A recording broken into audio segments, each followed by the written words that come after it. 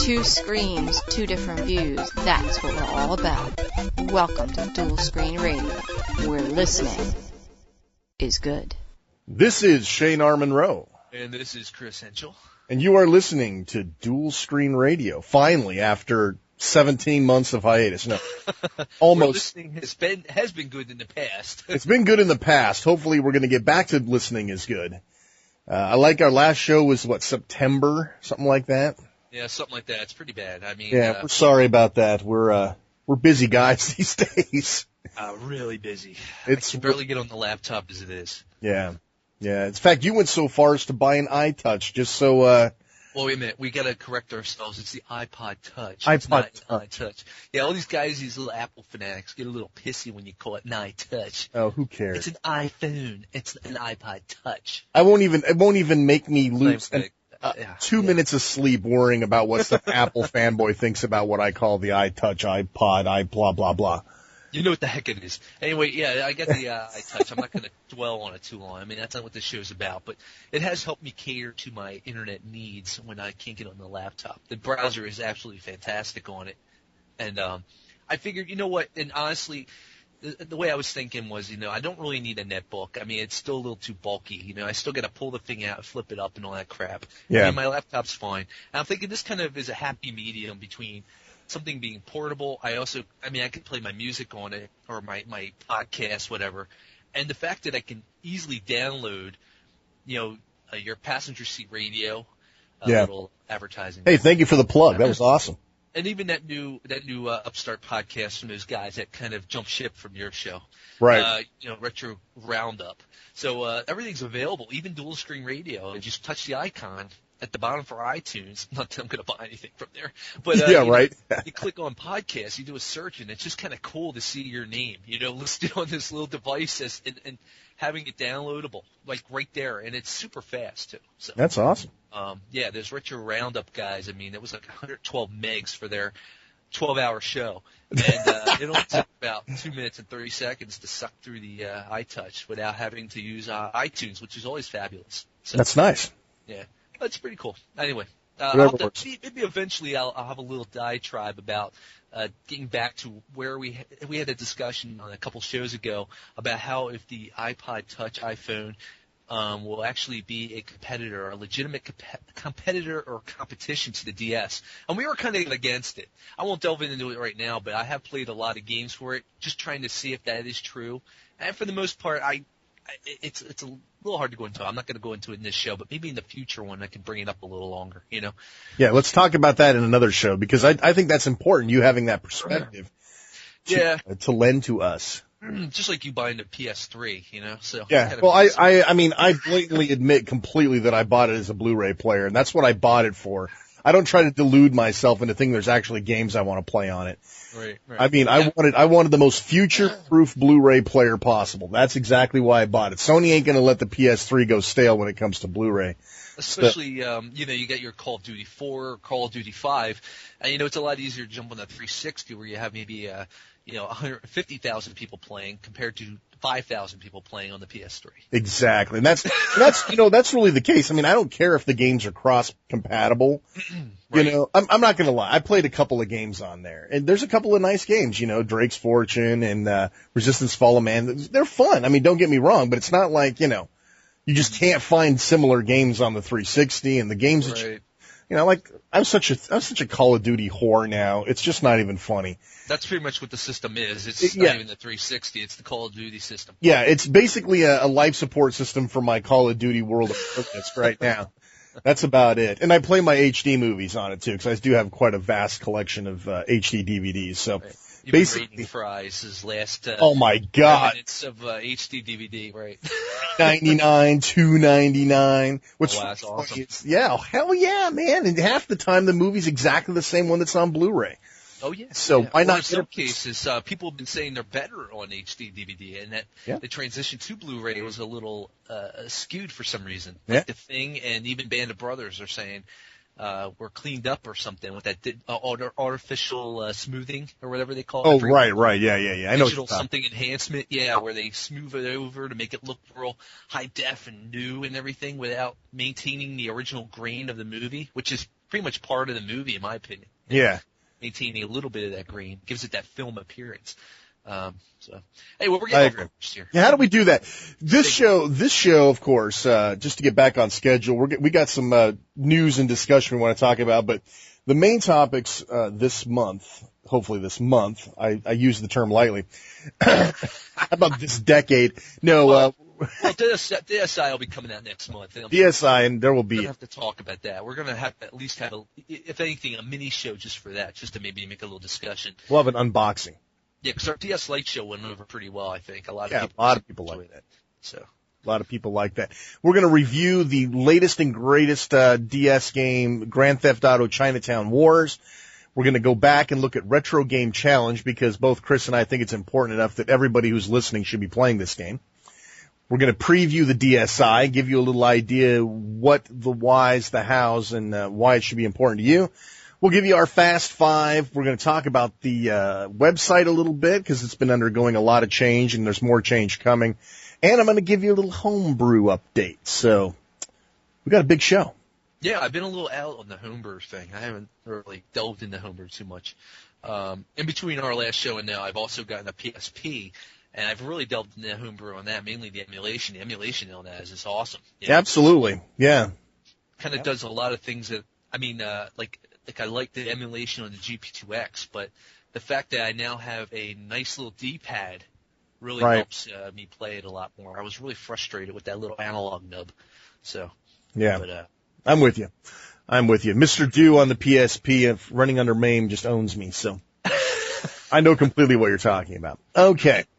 Well, we have a couple items we wanted to talk about. We kind of agreed that we weren't going to cover as much news because a lot of times the stuff that we talk about tends to be, a month or 2 months old, and we didn't want to bore people with old stuff. So we decided, I think, to really choose items that were more important to us, that we had more passionate stuff to talk about.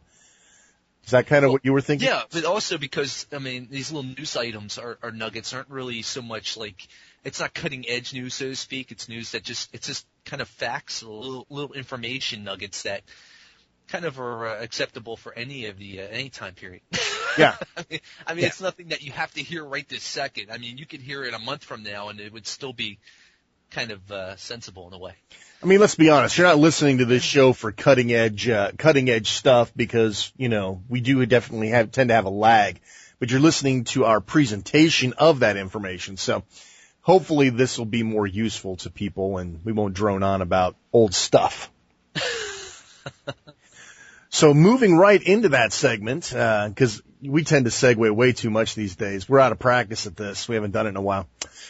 First up, dude, 100 million DSs sold. What the hell, man? Did you even? That's crazy. That's crazy numbers. 100 million. What's the PS2? That's probably 90 million in Japan only. Yeah, but the PS2 was supposed to be like this, oh my God, hugest adoption, blah, blah, blah. And I think that was like, 120 million, 160 million? I don't have the numbers in front of me. No, me either, but I can look it up while you babble. Yeah. But I mean, think about this. I mean, 100 million DSs. That's insane. Remember we talked a few shows ago. Too. Yeah, that's sold. That's not shipped. That's not shipped like Sony likes to. We shipped 200 million PS3s. As of July 20th, the PS2 has sold 140 million. All right, so we ain't that far off. Yeah, well, that's been out for 8 years also. I mean, or almost 9 years at this point. Right. So, and the DS is on its 4th year, right? Is that right?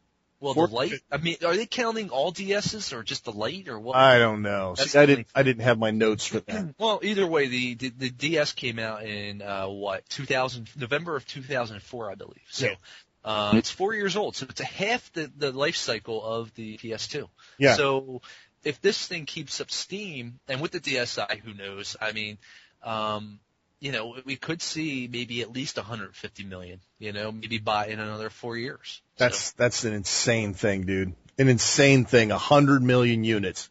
It's crazy. Well, that's why you see games like GTA coming out on the DS. Yes. They got the numbers, dude. They've got the numbers. And that's great. Yeah, finally. Well, finally, somebody's, I mean, it's nice to see that the games, I mean, for a while there, some of the games seem to be, catering, I guess you could say, to that crowd of you get a lot of those games with the Z's at the end, the pets games. And once that stuff starts coming out, it's kind of the death knell for a system. I mean, like that happened to GBA at the end there. You got all those kids games that came out towards the end of that system's life cycle. And it's like you're starting to see it a little more now with the DS, and you're thinking, well, wait a minute, hold on, what's going on here? I mean, but then GTA comes out, and it's thinking, all right, well and of course there's some other good games coming out. I mean, but but it just seems like there's such a deluge of all these fly-by-night programming companies that are putting out these little budgie titles, and I guess. Even something like that that Walgreens picture you posted. Yeah. Forums. When the little title's on there, for $14.99, and that's good and all, but at the same time, where were the big, hardcore, I guess, even if you want to call it that, but just the big titles, the games that people were waiting with bated breath for. And even though this one kind of came out of nowhere at the last, what was it, E3? They showed this off, the big disappointing E3, and everybody kind of groaned thinking, this isn't going to be any good. But I know, I was right in line with that. It's just kind of cool though that they're actually now we're getting some quality games. I mean, games that people were actually interested in and saying, wow, this is coming out on the DS, I can't wait.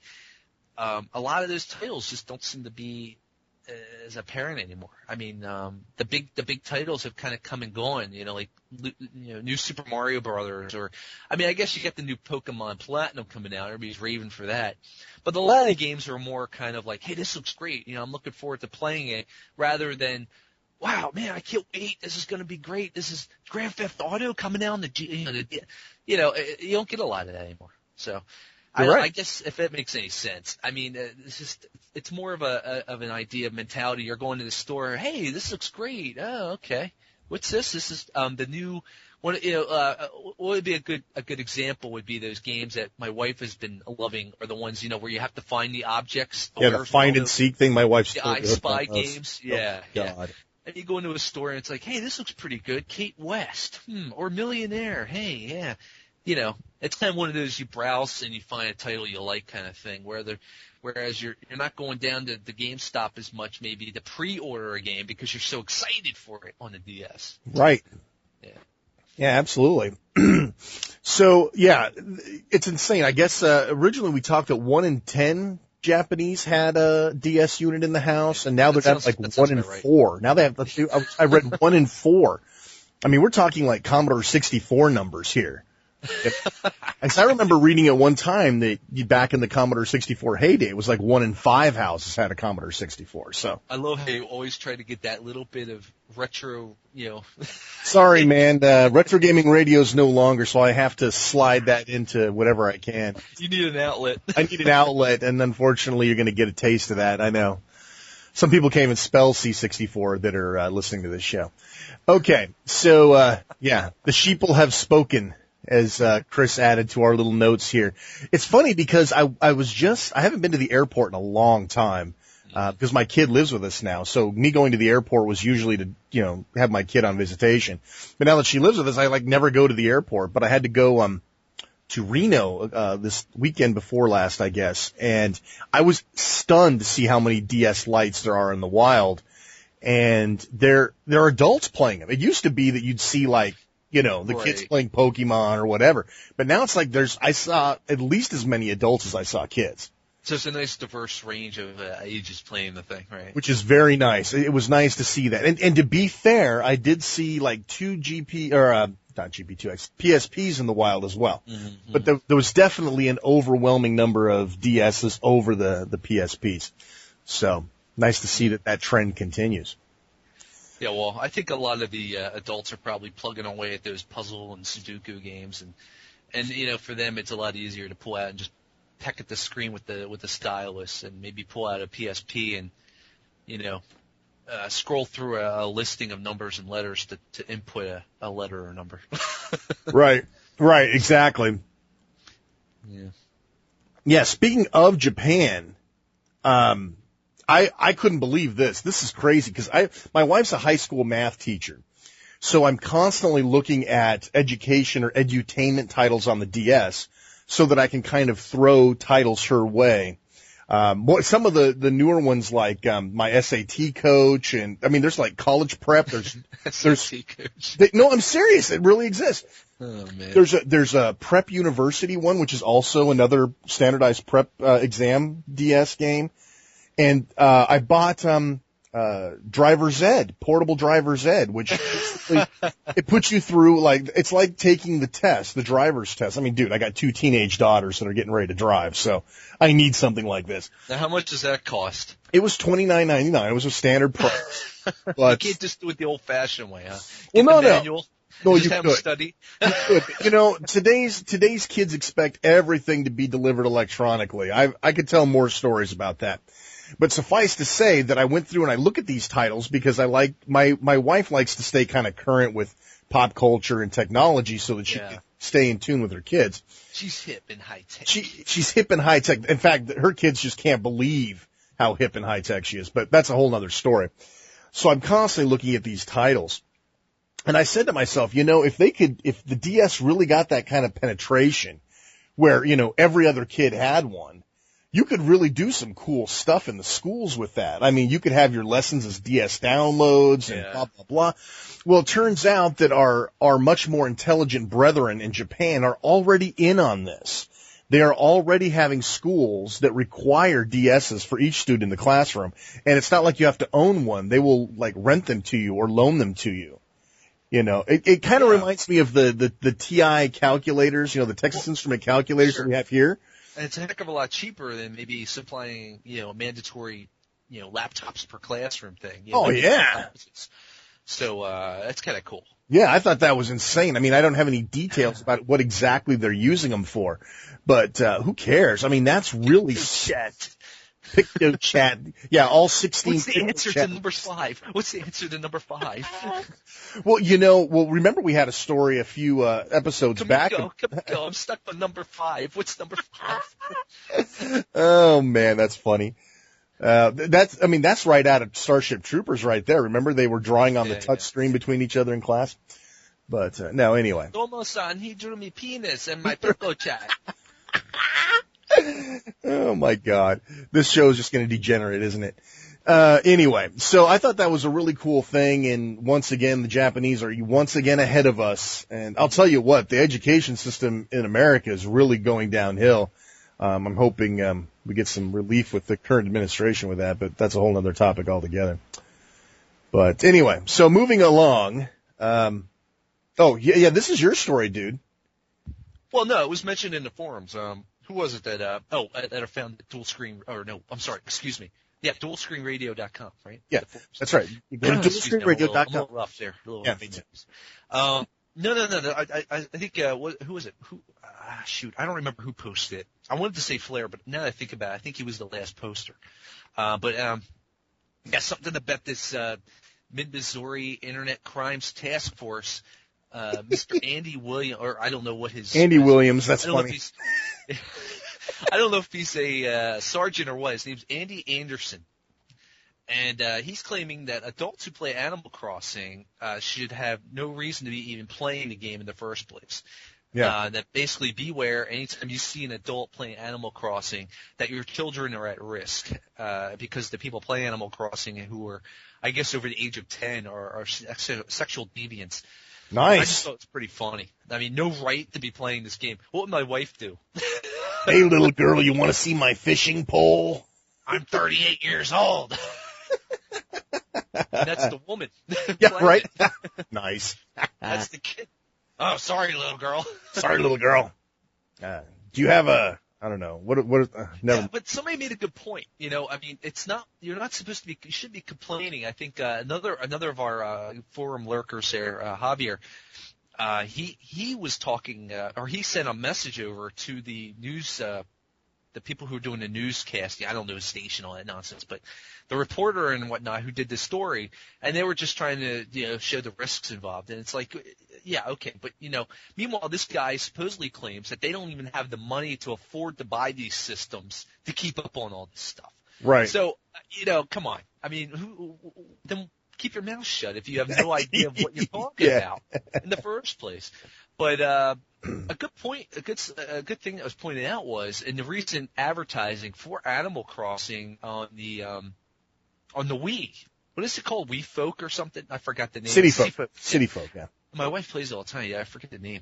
I thought it was hysterical that this guy's saying this, and meanwhile you've got what? They got to be at least 25, between 25 and 30-year-old women, two of them sitting on the couch in this nice little Art Deco house by the shore, playing Animal Crossing, via the Wii Speak device and everything. And it's so funny that here's Nintendo advertising this game with these grown women playing this game, and I mean, somebody needs to show them this. I mean, somebody should, and a good observation was the fact that they need to be emailing Nintendo or getting Nintendo on top of this story rather than emailing the people reporting on it, because Nintendo needs to be aware of this to at least maybe, since they're in the industry. I mean, who's going to listen to us? They're going to listen to some $1 billion company who sells 100 million DS units, that are behind the device itself rather than the people that are going to be writing in about it. They need to be known. These people need to be known. I mean, that they're kind of talking ill will against their product. Absolutely, yeah. Time to start. Mr. Anderson. Andy Williams, what is it with you? Wasn't Andy Williams the guy from Happy Days? No, man, it was just on Yo Gabba Gabba. Oh, nice. Yeah, that's good. Rainbow Connection.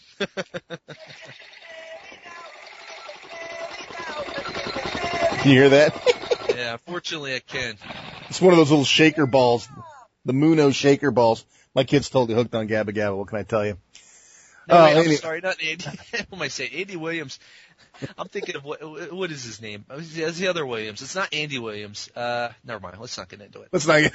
See how easy we can get sidetracked. I'm thinking Andy Williams from Christmas. Sorry, excuse me. Oh yeah. I know who you're talking about. Yeah. Yeah, the croner of classic Christmas tunes. Yeah, that's too funny. Well, damn it, I had something I was going to add to that. Oh, hey, before I forget about it, I know this is Wii and not DS, but we're talking Nintendo stuff here. I read the greatest thing ever, and this is just a smackdown on Sony, sorry, but they did a poll on the online usage of consoles. Oh, yes. And of course, the 360 has like 51% of the market, and understandably so. I think it was even more than that. It might have been more like 56, something like that. It was in the 50s, high 50s. But I mean, yeah. And then, I think that, and that's including Nintendo and Sony all on top. So Sony's kind of fighting with Nintendo for that kind of, yeah, Nintendo had like 30% of the online market. And then PS3 had the rest, which I think is just funny as hell. Yeah. Because let's be honest, the Wii's Online could use a little bit of overhaul. Right. But obviously the PS3 needs even more overhaul because it's losing that rate.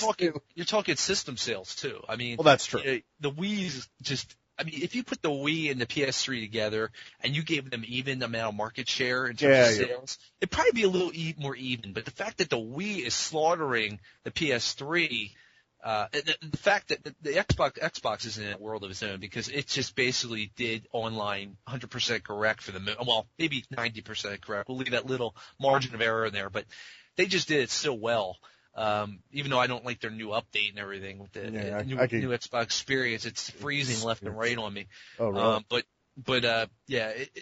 The fact that they integrated it so well, I mean, even you were impressed with it. So absolutely. I'm going to pay for it, which says even more. Well, yeah, that's the other thing. I mean, the fact that you're paying for it and you have over 50% of the pie. I mean, come on. I mean, and the other guys are free, and they're scrambling for to bite out of the guys that are charging for it. I mean, that's insane. You would think the free stuff would be best, but you know what? You get what you pay for sometimes, I agree. So, in this case, I think it works out. Let's hope the DSi that they update that a little bit. We'll see. Well, yeah, I mean, we'll get into that. And speaking of the DSi, it comes out April 5th for those of you who've been living under a rock. And Chris made a really good point that Nintendo's not exactly pushing this system very hard. I haven't seen a single ad for it. Yeah, me neither. I mean, outside the ones on Nintendo's own site, which right. shouldn't count, but I've been seeing them all week, and in HD, by the way, they look very nice in HD. The new ads, they've got they're silver DS lights, and they're kind of advertising Professor Layton for some odd reason. I guess they're trying to capture the adult crowd with a pretty nice on the eyes game. I mean, with little characters and everything to make it look cutesy. But it had Lisa Kudrow from Kudrow, whatever her name is, from the show Friends. Kind of fell off the face of the earth. Hell, I thought she was dead, man. I didn't even know she was still alive. That's how much we have not seen her. Like Steve from Blue's Clues. That's right. Honestly, I mean, I don't know where she fell out of, but she's obviously now hawking the Nintendo DS for Nintendo. Because her and some other stay-at-home mom actress, I guess ex-actress, I don't know who she is, but was sitting there, selling this thing. They're playing along with Professor Layton. I mean, it's a little bit of a pretend kind of play. No, they're playing that one where you move the buses so you can get the orange bus or the car. Yeah. Yeah, so they're sitting there, no, you need to move it this way. Oh, no, it goes this way. And then when she gets to that, oh, silly me, it's oh my God, I want to hang myself already. They're trying to be goofy, but it's like, you honestly couldn't see them really sitting in a store or I'm not a store, but a doctor's office playing this, actually doing this kind of experience. But, hey, the other chick wasn't Joyce DeWitt, was it, by any chance? Because I haven't seen anything of her since like 1979. Or Dana Plato. Oh, wait, she's dead. Oh, she's dead. Never mind. Now, that'd be awesome. Dig Dana Plato up and have her promoting it. That'd be awesome. Get Night Trap over on Jared the DS. Coleman. What you talking about, Dana? Yeah, so anyway, when they showed the DS Lite, at first I'm thinking, oh, is that the DSi? And I'm thinking, what? This is the DS Lite. I was just kind of clueless. I'm wondering why they aren't advertising this thing. I mean, I haven't seen a DS commercial in a while. Well, I guess they figure if you're selling 100 million units, you don't really need to advertise. Yeah, well, whatever. Why spend out of the company coffers, right? I guess maybe they're trying to give a little urge to Professor Layton, obviously. But, I mean, for a while there, they were doing that whole marketing thing. I mean, I think they had, what's her name, Liv Tyler. They were doing her, they had her in there. They had that woman, or whatever her name is from, what's her name, America Ferrera or whatever, from that show. Oh, yeah. Betty, I don't know, whatever that is. They had her advertising, and I was watching this show, and then they said this following presentation has been sponsored by, or is brought to you by Nintendo, Nintendo DS. And I'm like, oh, okay. So maybe this is going to be the Nintendo DSi commercials coming out. I mean, very rarely have I seen that before announced. Right. So I don't know. You want to know? Here's my guess. Shocking they're not advertising this. Here's my guess. I'm guessing that they have a very short run of DSIs for April. My guess, they have a short run, so they're holding out on the advertisement. They're going to pound production up until Christmas. So they say. And then like September, October, for the holidays, we're going to see DSi commercials out our ass. So that'd be my guess.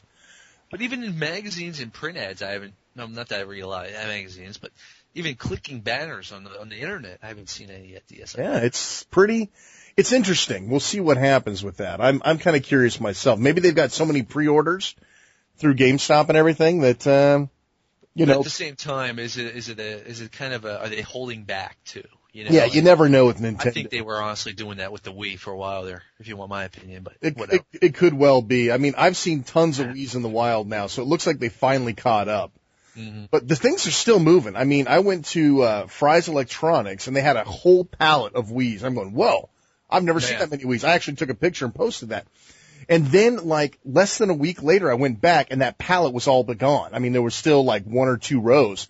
But, I mean, they're still moving, despite the fact that there's actually quantity. So, considering that's the first time in about, almost 2.5 years of getting... That's pretty insane for any console, really. I mean, the Wii could stop selling right now. I mean, all of a sudden they could sell no more Wiis, and it would still be an unbelievable run. Mm.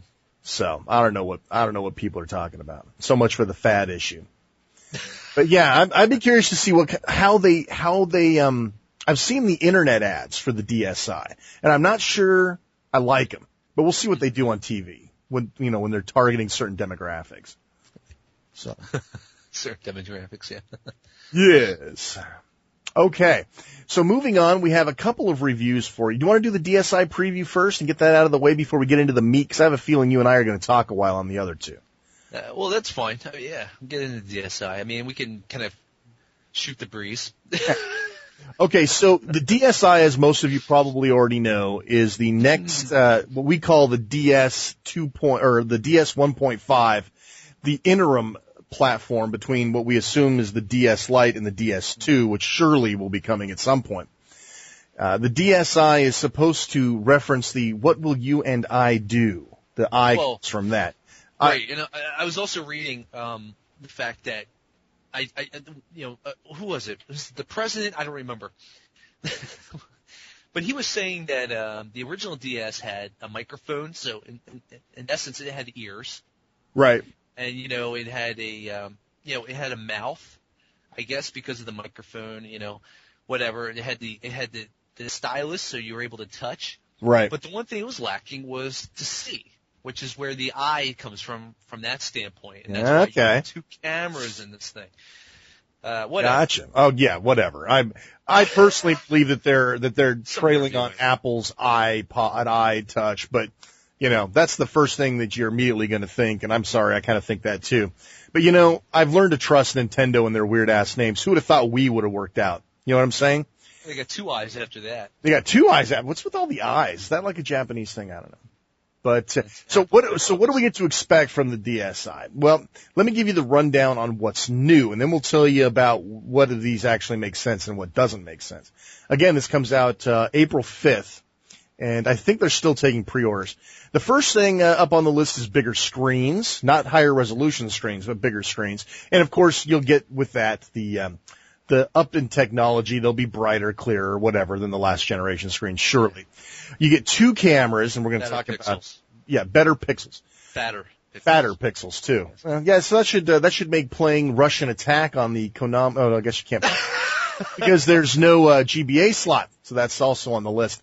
You get 2 cameras, one pointing out, one pointing at you.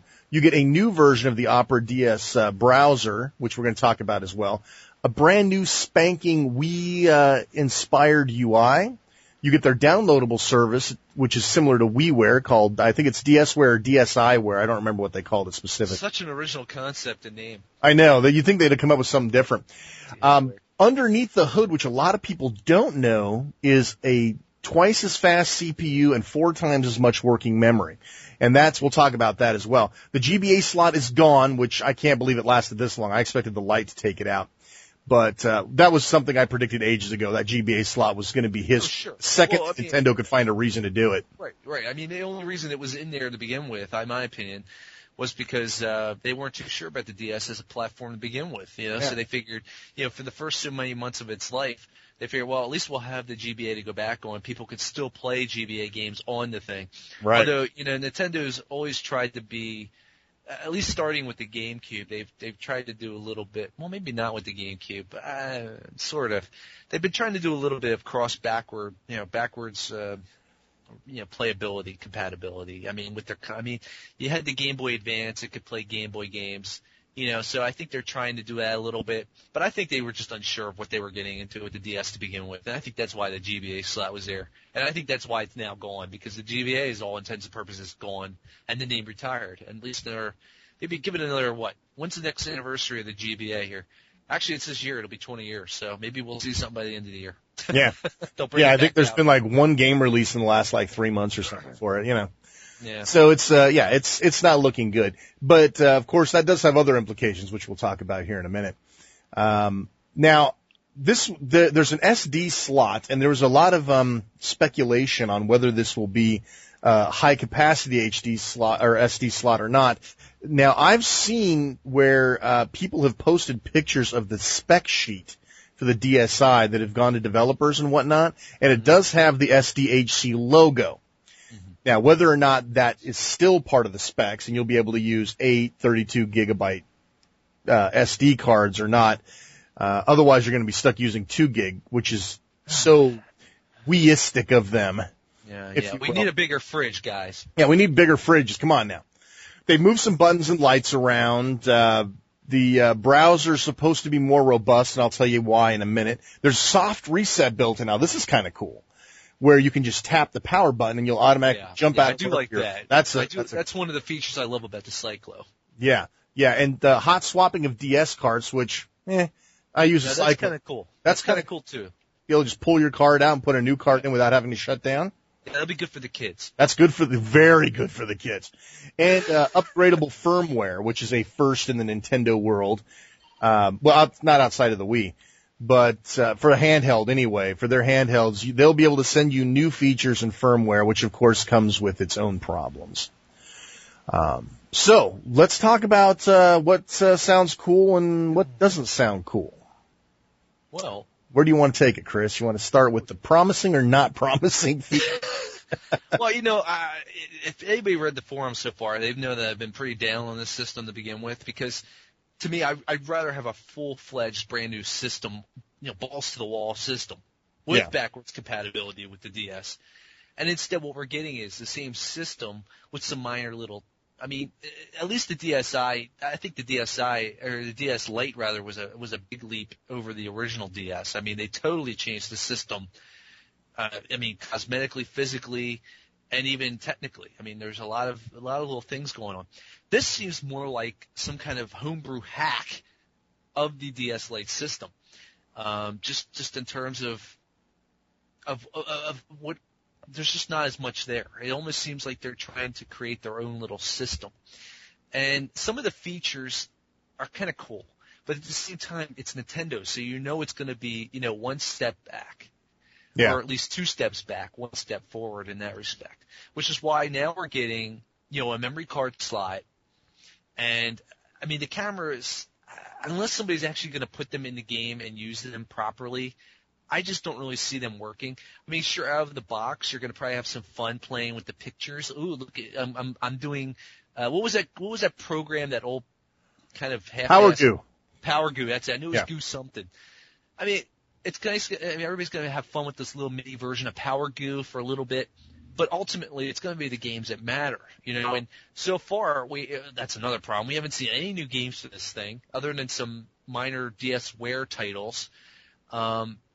Unless you're talking about, maybe I guess something like GTA. Hey, maybe there'll be a new GTA game where you can take your picture and use it as like your driver's license, kind of like in Burnout. Yeah, that'd be cool. Things like that. That might be kind of cool. Or you could get your mug shot, maybe get a mug shot. When you get arrested, you have to take a new mug shot. That'd be awesome. That'd be kind of neat. But, it remains to be seen if that's going to really work out. If you think about it, you don't get a lot of use out of the microphone these days. You don't see too many games making the most of the microphone. The touchscreen obviously is being used, but that's the basis of the system in itself. The browser, it's new, but I've already played with the browser. It's not very impressive. Even if they speed it up a little bit, maybe it could be a little better. I've seen various videos. I've seen one video where it shows it pretty fast and another video where it shows it pretty slow. I don't know what that's about. I remember the IGN video I saw. I think it was IGN when they had their first preview for the Japanese release. And the browser just did not impress me at all. It was slow as dirt still. I think the fact that you have the 2 screens kind of takes away a little bit from it, because you don't have the ability to just have one big stretched image, over one screen, and instead you're kind of poking and playing. It remains to be seen how well that works and how well it's integrated. But Nintendo really, I think the big thing that's really bothering me is that they didn't throw in a heap of memory in this thing so far. This thing's going to have, 256 RAM for storage? 256 megs of RAM for storage, internal storage, but that's not including the SD card. Yeah, but then you're getting back to that fridge aspect, Right. They want you to take stuff out of memory and store it on the SD card, but not run it from there. Mm-hmm. Well, then again, the titles may be small enough that they'll fit in there, so it may work out. I don't know how fast this thing's going to download games over the DSware, but I don't know how big the games are going to be. I don't know if they're going to have limitations. But even if you have, I highly doubt you're going to get anything over maybe 10 megabytes in size, they've got to be small games. Even the Wii stuff's pretty on the low end, Yeah, I think the biggest one I've seen is like 40-something megs, something like that for the Wii, So, well, we'll see. They really should just clog the thing up with memory. Memory's cheap as dirt. Even throwing a gig in there, just opening it up would have been, I think, a solid thing. Because you figure on top of it, I'm sure you're going to be able to store pictures in this thing as well, right? Once you take your picture. Yeah, I think there's a way that you can use the SD card directly for that, which is the way it should be. So you could actually pull, technically speaking, you could pull the card out of your digital camera, take a bunch of pictures, take it out of your digital camera, throw it in the DSi, and then use the DSi's photo viewer, photo slideshow thing to actually look at them. But again, that remains to be seen because for some reason, nobody has bothered to actually try stuff like that. And I don't understand why. So when I get a hold of my DSi, trust me, I'm going to put this sucker through the ringer, and you're going to know exactly what it will and won't do. What the average size of the DSi where game's going to be, how much the internal memory actually helps out. But now, the things that really bothered me, first of all, they're commanding another $40. Yes. All right. Okay, so understand, at first when I heard that they were going to have 0.3 megapixel cameras, which by the way is insane, that is that's VGA quality pictures. That's 640 by 480 pictures. Now, my cell phone, as crappy as my cell phone is, takes higher resolution pictures than that. And you guys have seen my cell phone postings. They're not necessarily all that great. They're nice, they're decent. Some of them are pretty good. Serviceable. They're serviceable. But now we're talking about 2 megapixel versus 0.3 megapixel. Mm-hmm. Now, I could understand why they would take and make the internal camera 0.3, because what they want to do is they want to keep the processing fast enough so that they could do real-time effects with it, like that new Wario game that they've been showing. Uh-huh. Got it. I understand they want to keep the pixel rate low so that they can do more with it. Got it. But the external camera, you're taking pictures of people that you're interested in keeping, or you're driving somewhere and you say, oh man, I need a picture of that. And you take a picture and it's 640 by 480. That sucks. I mean, what are you going to do with that? There's no long-term storage you can really use for these things. Right. I mean, it's not, I don't even know if it'll be serviceable enough to go up on a website. To me, if you could shoot something and drop it right to the web and it's serviceable, that would be useful to me, because I'm always seeing people doing dumb crap on the road, or I want to take a picture of somebody's license plate, blah, blah, blah. I always have my DS with me. So a coworker doing something dumb. You know what I'm talking about? Candid, real-time pictures. I'd like to be able to snap those and not have to carry around a digital camera, not have to unlock my cell phone by pushing 17 keys and then getting to the camera, then taking the picture. Mm. There's so many ways that they could have made use of those cameras properly.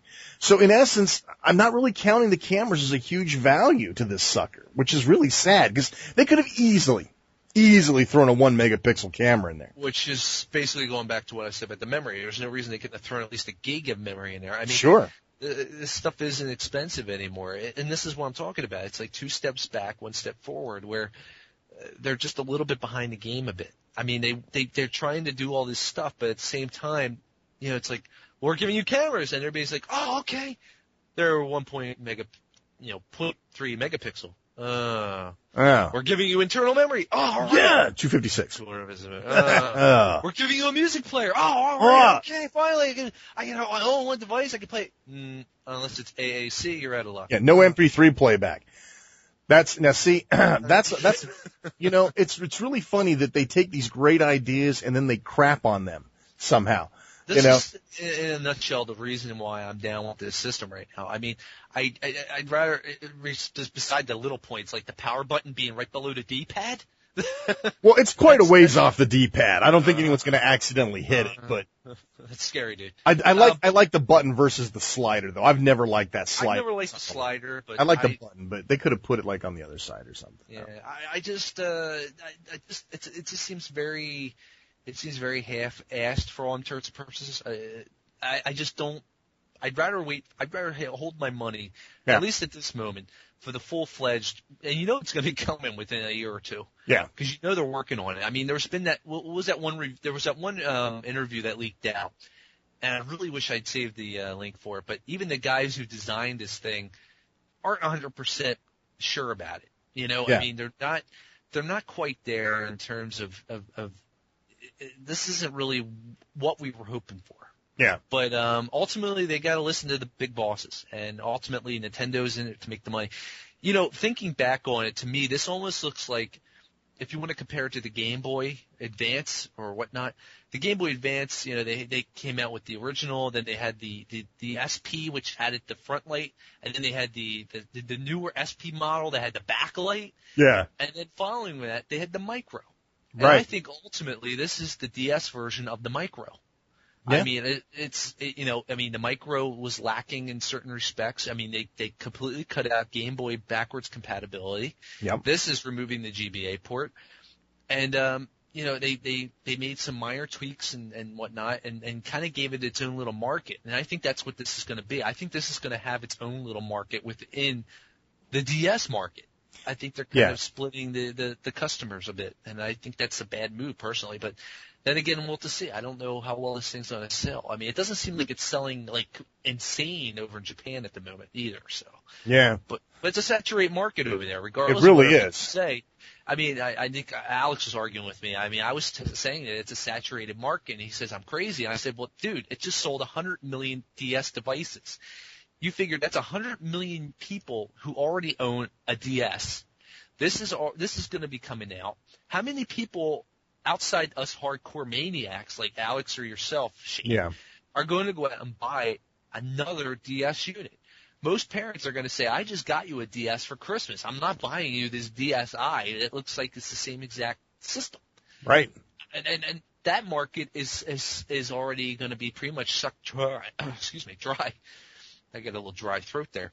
So, in that respect, I think to a point there is a saturated market. So I don't know how well. Sure, initially the sales are going to be good, but these are going to be the nuts that are going to rush out early, on opening day. I mean, look at me. I found a DS Lite a week before it was even supposed to come out of Target. Yeah. So, those I think are the reasons why it's selling out at the moment. I mean, I think it's sold out on Amazon. Although Amazon, I think they're saying limit 4 per household. Well, to me, that doesn't seem like much of a limit. I mean, 1 per household is usually what I'm used to seeing. I mean, 4 per household. I mean, I'm like, well, wait a minute. If this thing's limited, why are you having 4 per household? And then you figure how many of those households already have a DS. I mean, because if you think about it, this thing hasn't even been advertised either. So most of the common public probably don't know much about it. My wife actually just told me about it the other week. And that's only because she got an email from Nintendo, and she was asking me, well, what's this thing about? It looks kind of silly. I mean, it's the same thing, isn't it? I said, pretty much it is. I mean, it's the same. Right now, it's running the same software. It's got a camera. It's got a browser. I mean, if you want to play your iTunes on it, then you're set. Yeah, as long as you want to play iTunes. Or AAC, that's so goofy. The whole reason behind that, for those of you who aren't savvy, is they don't want to pay Fraunhofer, which is the owners of the patents for MP3. They don't want to pay them the like 3 or 4 cents a unit or whatever it turns out to be to include MP3 playback. Yeah, I guarantee you that's the reason, and that is so dumb. With all the money they're making, they're probably right now one of the few companies that's actually making money in this world right this second. Hand over fist money. Right. I mean, next to like maybe Microsoft. And if there's absolutely no reason they should be doing this. I mean, that's just absolutely obscene. Not that I'd be using it thing as an MP3 player. It's the same way I wouldn't be using. I'm not using the PSP as an MP3 player. Yeah. It's a little bulky. Yeah. I mean, MP3 players at this point, you want small, so it kind of defeats the purpose in a way. But I mean, if you're on an airplane, you're kind of limited to what you want to take along with you. This kind of would serve the purpose. But of course, it's Nintendo, so they kind of do it half-assed, And I don't know too many people are really going to sit there and convert their MP3 library to AAC. Right. Before they leave the house or whatnot in the morning. Yeah. So. And that's exactly what it boils down to is you don't. And that's the same thing with any of these convergent type devices. If you have to convert what you already have to something to play on there, it's really pointless. It really is. I mean, you might as well just left music playing off as far as I'm concerned. You might have even their Play-Yan, which was like an add-on device in Japan to play music on the DS, even that supported MP3. But the thing is, Nintendo, I wasn't even sure. Was Nintendo even behind that? I mean, I think they licensed. Yeah, maybe that was the case. I don't even know if, I'm going to have to look into that, because I was thinking about that the other day when it was mentioned, when you actually brought it up about how Nintendo doesn't want to pay that. As a media player, I'm trying to look, I'm going to Wikipedia here real quick. All right. So, and see, I'm just very curious. It doesn't really say who. No. If you go to Nintendo's official Japanese website, it's on there. So, yeah. I don't know, man. It's just very confusing to me. It is confusing. It's very confusing. Now that we've kind of ragged on the thing for a while, let's talk about what. I don't know if we've really ragged. I mean, I think we've ragged a little bit. It's more constructive criticism, I think. Yeah. I mean, because so far, if you think about it, Nintendo hasn't really shown us a ton of things that we're going to be able to do with this thing outside, playing around with pictures in the camera. Right. If you look at the legitimate PR videos that they have offered, they're not really giving you a huge. I mean, my big argument ultimately is show me the games. Give me an incentive to want to upgrade from my DS to this thing. Yeah. And taking pictures and playing MP3s is not one of them so far. Yeah. So far for me, the big holdout is seeing what DS Wear is going to have. Because, I mean, I'm a sucker for these downloadable games now. I mean, the iTouch kind of sucked me in. And if they're cheap enough and they're cool enough, I mean, I'll be there to download them, and fridge or not, So the fact that they're portable and it's on the system, one of my favorite console systems ever, really has me looking at it. I mean, I'm negative to a point, but at the same time, that they're asking me to pony up another $170 for this unit for what essentially I already own, and I can already dig out and play right now all of my games on. Right. And they're taking away one of my big things, which is the GBA port. I mean, I'm going to lose my Rumble. I mean, the few times I use it, I use it in Space Invaders Extreme. It's a lot of fun. Absolutely, yeah, it's awesome. It's a little add-on, but what's going to happen when little Johnny can't play his Guitar Hero on it? Yeah, so he's going to be pissed, or Mom will be pissed, I should say. I mean, I also think the bigger screens could be cool. I'm always happy to have bigger screens, although it does increase the size of the unit. But the screens look nice and big. That'd be great. It'd be easy to see some of them text and everything. Yeah, I think that'll be a good thing. And for me, which is really funny, is I'm very much interested in the DSi Wear, actually more from a developer's point of view, because I've really been kind of keen on the concept of developing a game for a system, a console system. I mean, I've written games on the PC before, but I've kind of wanted to make a transition and do handheld stuff, because there's a lot of fun stuff you can do with a handheld that you can't get away with. I mean, you can get away with doing garage software on a handheld. You can't get away with doing that on a console. It just doesn't work out anymore. Well, yeah, no, of course not. And that's the thing. The whole garage programming thing is pretty much out is gone. I mean, unless you want to make a Flash game for a browser or something. Right. I mean, what are your options these days? And I mean, most games now, it's obvious you're going to need $10 million up front to create a game. Yeah. I mean, the only outside, I mean, I don't even know how easy it is to get on WiiWare at this point, but I know Microsoft, I mean, on the 360, they've been trying to do that community games thing, which is kind of cool. Yeah, the XNA or whatever. I don't really see a whole lot on there. It looks any good, though, unfortunately. But, yeah. And obviously you got the iTouch. I mean, there's tons of stuff on there, and I'll tell you what, the way they've done it is really well done. I mean, I'm not one to say that, much like you do with the whole Microsoft thing. You weren't impressed. You'd be one to not say how well the Xbox Live pulled off, but I'm not. I mean, I don't hate Apple, but I'm not Mr. Apple, Bible thumper. But I'm very impressed with how they managed the whole downloading and the marketing of these games on this little system. I mean, and they're cheap. If Nintendo can pull even one iota of that off on this system, then this could be man. They could be making tons of dough left and right on this thing. Yeah. I mean, it's really impressive. Yeah, the only thing one of the things that does give me some hope on the whole DSi thing is the upgradable firmware. Let's say that there's enough outcry and people scream and whine and bitch enough, they could add MP3 playback support easily to the unit. You don't have to buy another DSi or DSi 2 or whatever to get MP3 playback. Right. So there are a couple of saving graces for things that might be broken, for things that might be able to work better. We may have a shot at getting those fixed or upgraded in the future. But, of course, this firmware issue, for those of you who are into homebrew, this is going to be a difficult era for you, because we've seen how Sony and the PlayStation have gone berserk against anti-piracy type stuff, and that affects the homebrew community. You could be no pirate, all homebrew all the way, and you're still going to feel the effects of this upgradable firmware issue. Yeah. So that's what I would definitely consider a negative impact, because there's some absolutely stunning homebrew on the DS.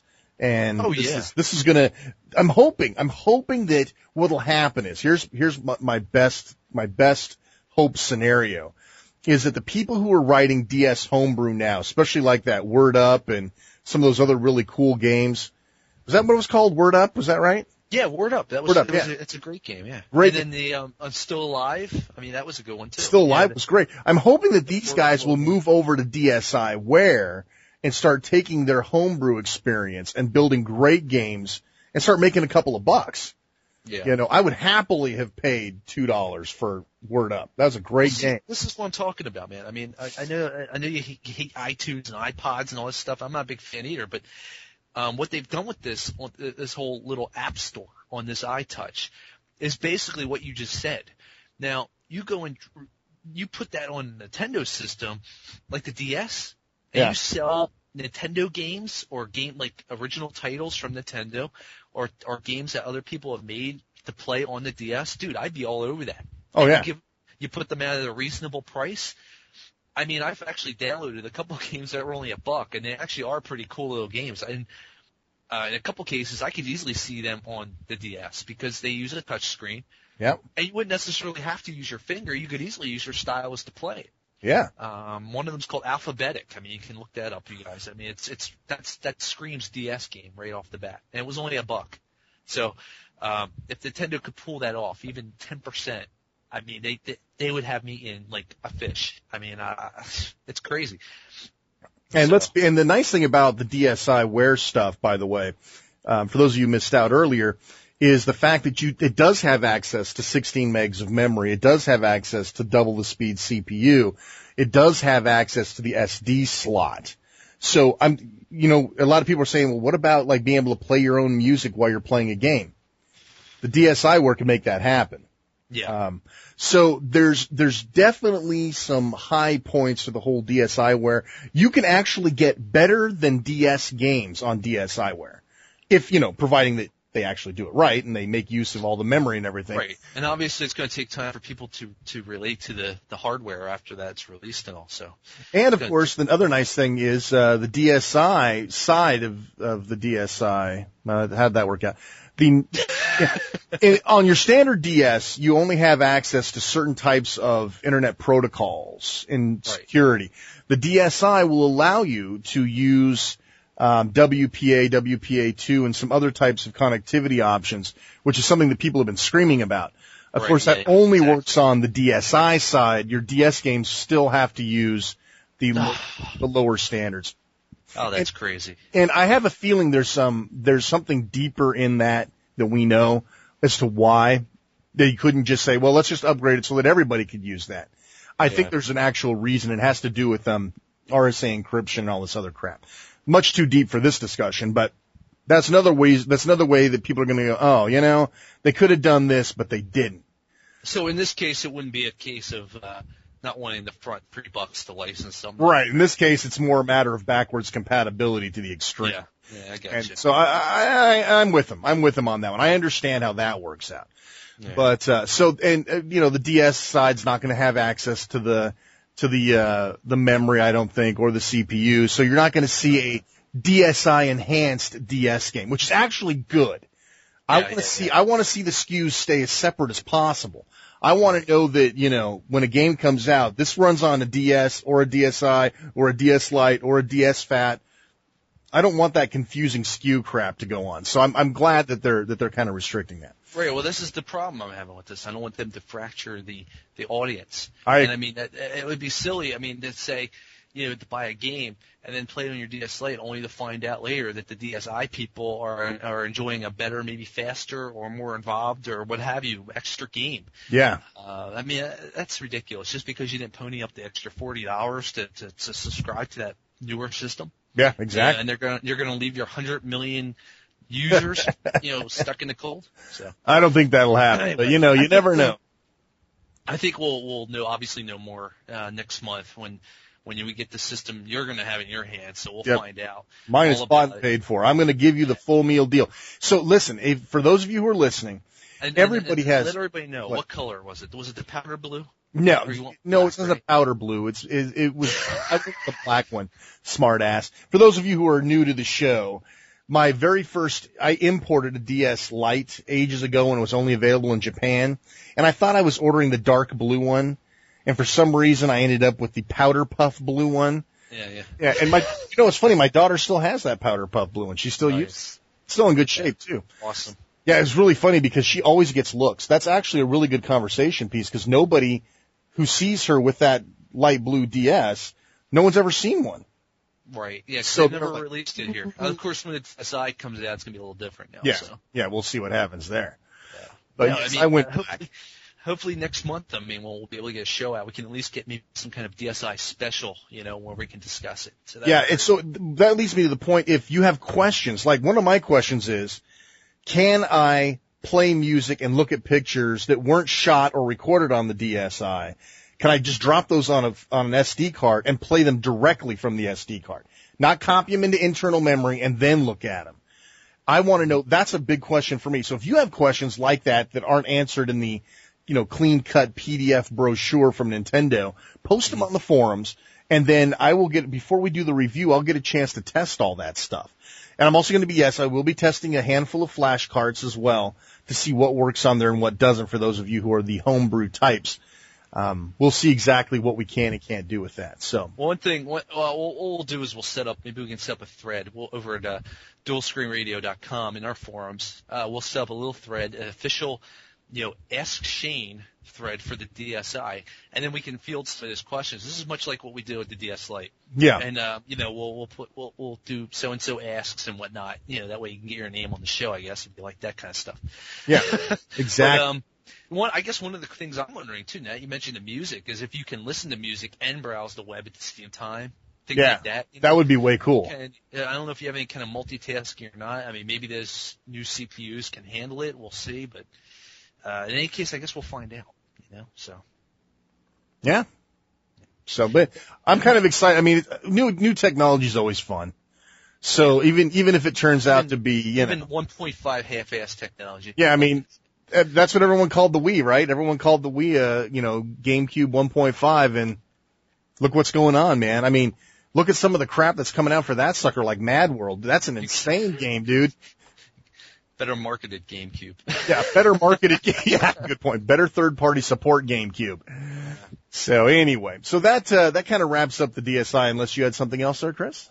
No, I'm pretty. I mean, like I said, we'll find out next month. I mean, when you get, at least in a few weeks, when you get this thing. All right, next up on the list, let's look at the Retro Game Challenge. That way, we have more time for GTA towards the end if we like. That's cool. So, give us the rundown on Retro Game Challenge, Chris. Retro Game Challenge is a new game for the Nintendo DS that tries to replicate the fun time in our youth from the Nintendo era of the NES system. When all the old games from the retro classics. And I know Shane's not going to really relate to this so much because he wasn't a Nintendo fanboy back then, Mr. Commodore. Although I was Mr. Commodore myself, I kind of got into the NES. But if you were from that era or have nostalgic feelings for that era, you're going to really, I think, love this game. How many games are in this that you get to play? Is it something like 8? Something like that. I think there's 8. Yeah. But basically, it's almost like it almost reminds me almost like of a Brain Age kind of thing. Yeah. Or no, WarioWare kind of thing, I guess. I think the thing that throws me off is it's, instead of Dr. Kawashima, you've got this other guy's head, computerized Tron-like head there taunting you. But basically the idea is there's this show in Japan, and they've got these challenges where you compete in these old games, and I guess you win prizes for completing them. And they've transferred it over to a Nintendo DS game, where you play this guy who gets zapped back to a little kid in the mid-'80s, like 1984, 1985, 1986 era. And you're in this little, and this is a Japanese import game originally. This is a game from Japan, and they brought it over here. So a lot of the Japanese things that were from the Japanese release are still in there. This is basically just a translated release of a Japanese game. But when you're placed in the game, you're a little boy probably about 12 years old or something, 10, 12 years old, and you have a friend, and you're sitting there in the little Japanese home with the sliding doors and the wood-like furniture and housing, and you're sitting on the floor playing a Japanese Famicom system, which is the NES equivalent for the Japanese over in Japan. They had the family computer. And you can actually still see the device. It's pretty funny. The Famicom is still in there. So it's not a NES. So you may be a little thrown off by that. But the fact that you're playing these games on this system and they're part of these little challenges, there's about 8 games, as we said, and you have to compete in these little game challenges to further win points and awards and further along.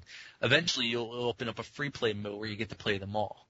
Now, the games are basically all the little genres that most of the 8-bit era NES fans are probably going to be accustomed to. You've got your generic Galaga-type shooter. You've got your side-scrolling Mario-esque kind of platforming run-and-jump game. You've got a game called Rally King, which is almost like Road Fighter from Konami, right? Is that about right? That sounds about right, I guess. And ultimately at the end, and what's funny is it's a game in itself, and a lot of people have been talking about how it's almost worth buying this game just for this. It is a full-fledged, all-out RPG that's been based upon Dragon Quest, which is the huge hit over in Japan. I mean, it was bigger than Final Fantasy at one point. It was actually before Final Fantasy over there. It's their big game. So the fact that they're kind of poking fun at all these little games that we all well know now, it's kind of cool. And that's where the retro gaming aspect of it comes in. You have to complete all these little competitions for these little retro-based challenges.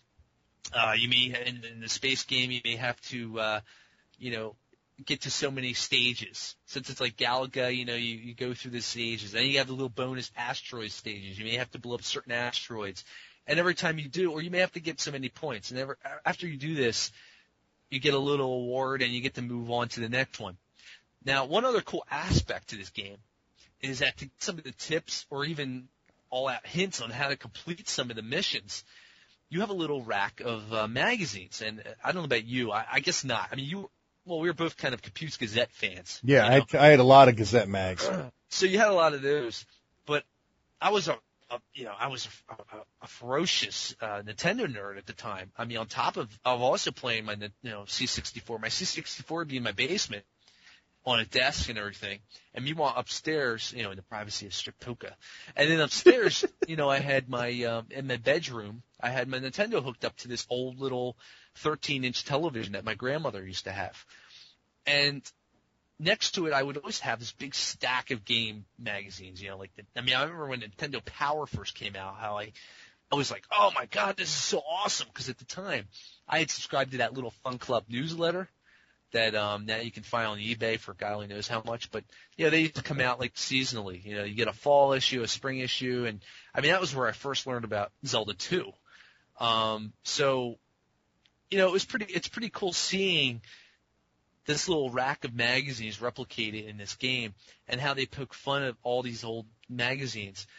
I know one of the magazines they're really poking fun of, since it's a Japanese game. Over there, their big gaming magazine is Famitsu. And they're basically making fun of that in a lot of these magazines. But even for the American release, they're poking fun at it was more of a 32-bit gaming magazine called Game Fan. I don't know if you remember Game Fan. Just barely, yeah. Yeah. They poke fun at that. There's some references to some previous Electronic Gaming Monthly editors in there. But it's kind of cool in that respect too. I mean, back then there were just so many gaming magazines on the racks. I mean, video games, computer entertainment. Electronic Gaming Monthly was just getting started. I remember getting the first issues of that, and Game Fan, which had come out later. So seeing all these on there is just really cool. And then you have to go in there and you have to flip through the magazines. You're clicking the arrows. You got a front cover, the back. You got a little mail-in section where people are asking questions. There's a lot of little in-jokes in there. It's pretty cool. And ultimately, you end up finding out a lot of the little tips to completing some of the games in this game. ultimately. But as Shane was even saying in our notes, I mean, you don't even have to be a Nintendo fan to love it. And I know you've kind of got an affinity towards it. Yeah, it's I'm into pretty much anything retro. I mean, old retro arcade games, things like that, and a lot of the NES stuff was ports of arcade games. So there's a crossover between arcade love and NES love, even though sometimes they did what I called NESizing them, which tended to change the goal of the games from sort of an arcade perspective to more of an adventure or some sort of other weird, I don't know what they did with some of those games. But anyway, so I'm not a huge NES fan. In fact, there's a little hatred in my heart for NES. But all things considered, I'm still really good with this game, despite the fact that every single one of these games looks like it's right out of an NES cartridge. I mean, oh yeah, the sound, graphics, everything. I mean, even the horrible English. They even have the English in there. It's a period piece. Anybody who grew up during that era, whether you were big into NES or not, this game will take you back and put you in a place where things were better. You know, for the nostalgia people, you can't be without this game. Along with that, the games themselves are very well fleshed out. This is not a WarioWare mini game set. These are full-fledged games which stand perfectly on their own. Once you've completed the little challenges that they ask you, they'll put you in free play, and then you can just play the games as if they were arcade-style games. And well, definitely. I mean, I played the Galaga clone. I'm trying to remember what the heck its name is because it's such a generic name. It's like Cosmic Gate, I think. Yeah, that's it. Cosmic Gate. And then I was sitting there playing that for about at least 20 minutes or so. I mean, I think I got up to like stage 22 or something. Yeah. And I was at first thinking, maybe that this game would just kind of, bail out at some point because, I'm thinking maybe it's just a half-assed thing. But, yeah, I mean, it kept going. I'm thinking this is really cool. I mean, it's a really fun little game. It has it feels a lot like the original Galaga, but then you have little warps in there also, which are very reminiscent of Galaga 88, Galaga 90. Yeah. So it's kind of cool. But, yeah, I really liked it. And even what's the other one? Robot Ninja Haggleman or something? Haggleman. It's something totally crazy like that. And even that's a fun game. Yeah. It's, the games themselves are definitely something you wouldn't pay $29 for alone, but when you throw 8 of them into a box, definitely. And say, here you go. Not only do you get 8 games, but you also get the whole nostalgia wraparound behind it. Thumbing through magazines kicks major ass. Today's generation doesn't realize what it was like before the internet, before we had game facts, right? Yeah, before we had constant networking of information. I mean, this was how you. Yeah. This is how you did it back then. This was equivalent of SneakerNet if you catch my meaning. So that's what I was saying. I mean, like when I got that Nintendo Fun Club news, I mean, that was something I just kind of signed up for out of the box from filling in my warranty card. Yeah. And I started getting these little pamphlets. I mean, they were only about 6 pages long, but you get one like 4 times a year. And, that was where I first learned about Zelda 2, and it was just like, wow, this is awesome. It was before the magazines. I mean, it was Nintendo, so they had the first dibs, they had the exclusive. Right. And, it was really cool. All this artwork, and you'd sometimes get full maps. And, I mean, this is back when I was, drawing the original Metroid on graph paper for crying out loud, I mean, sectoring off each room.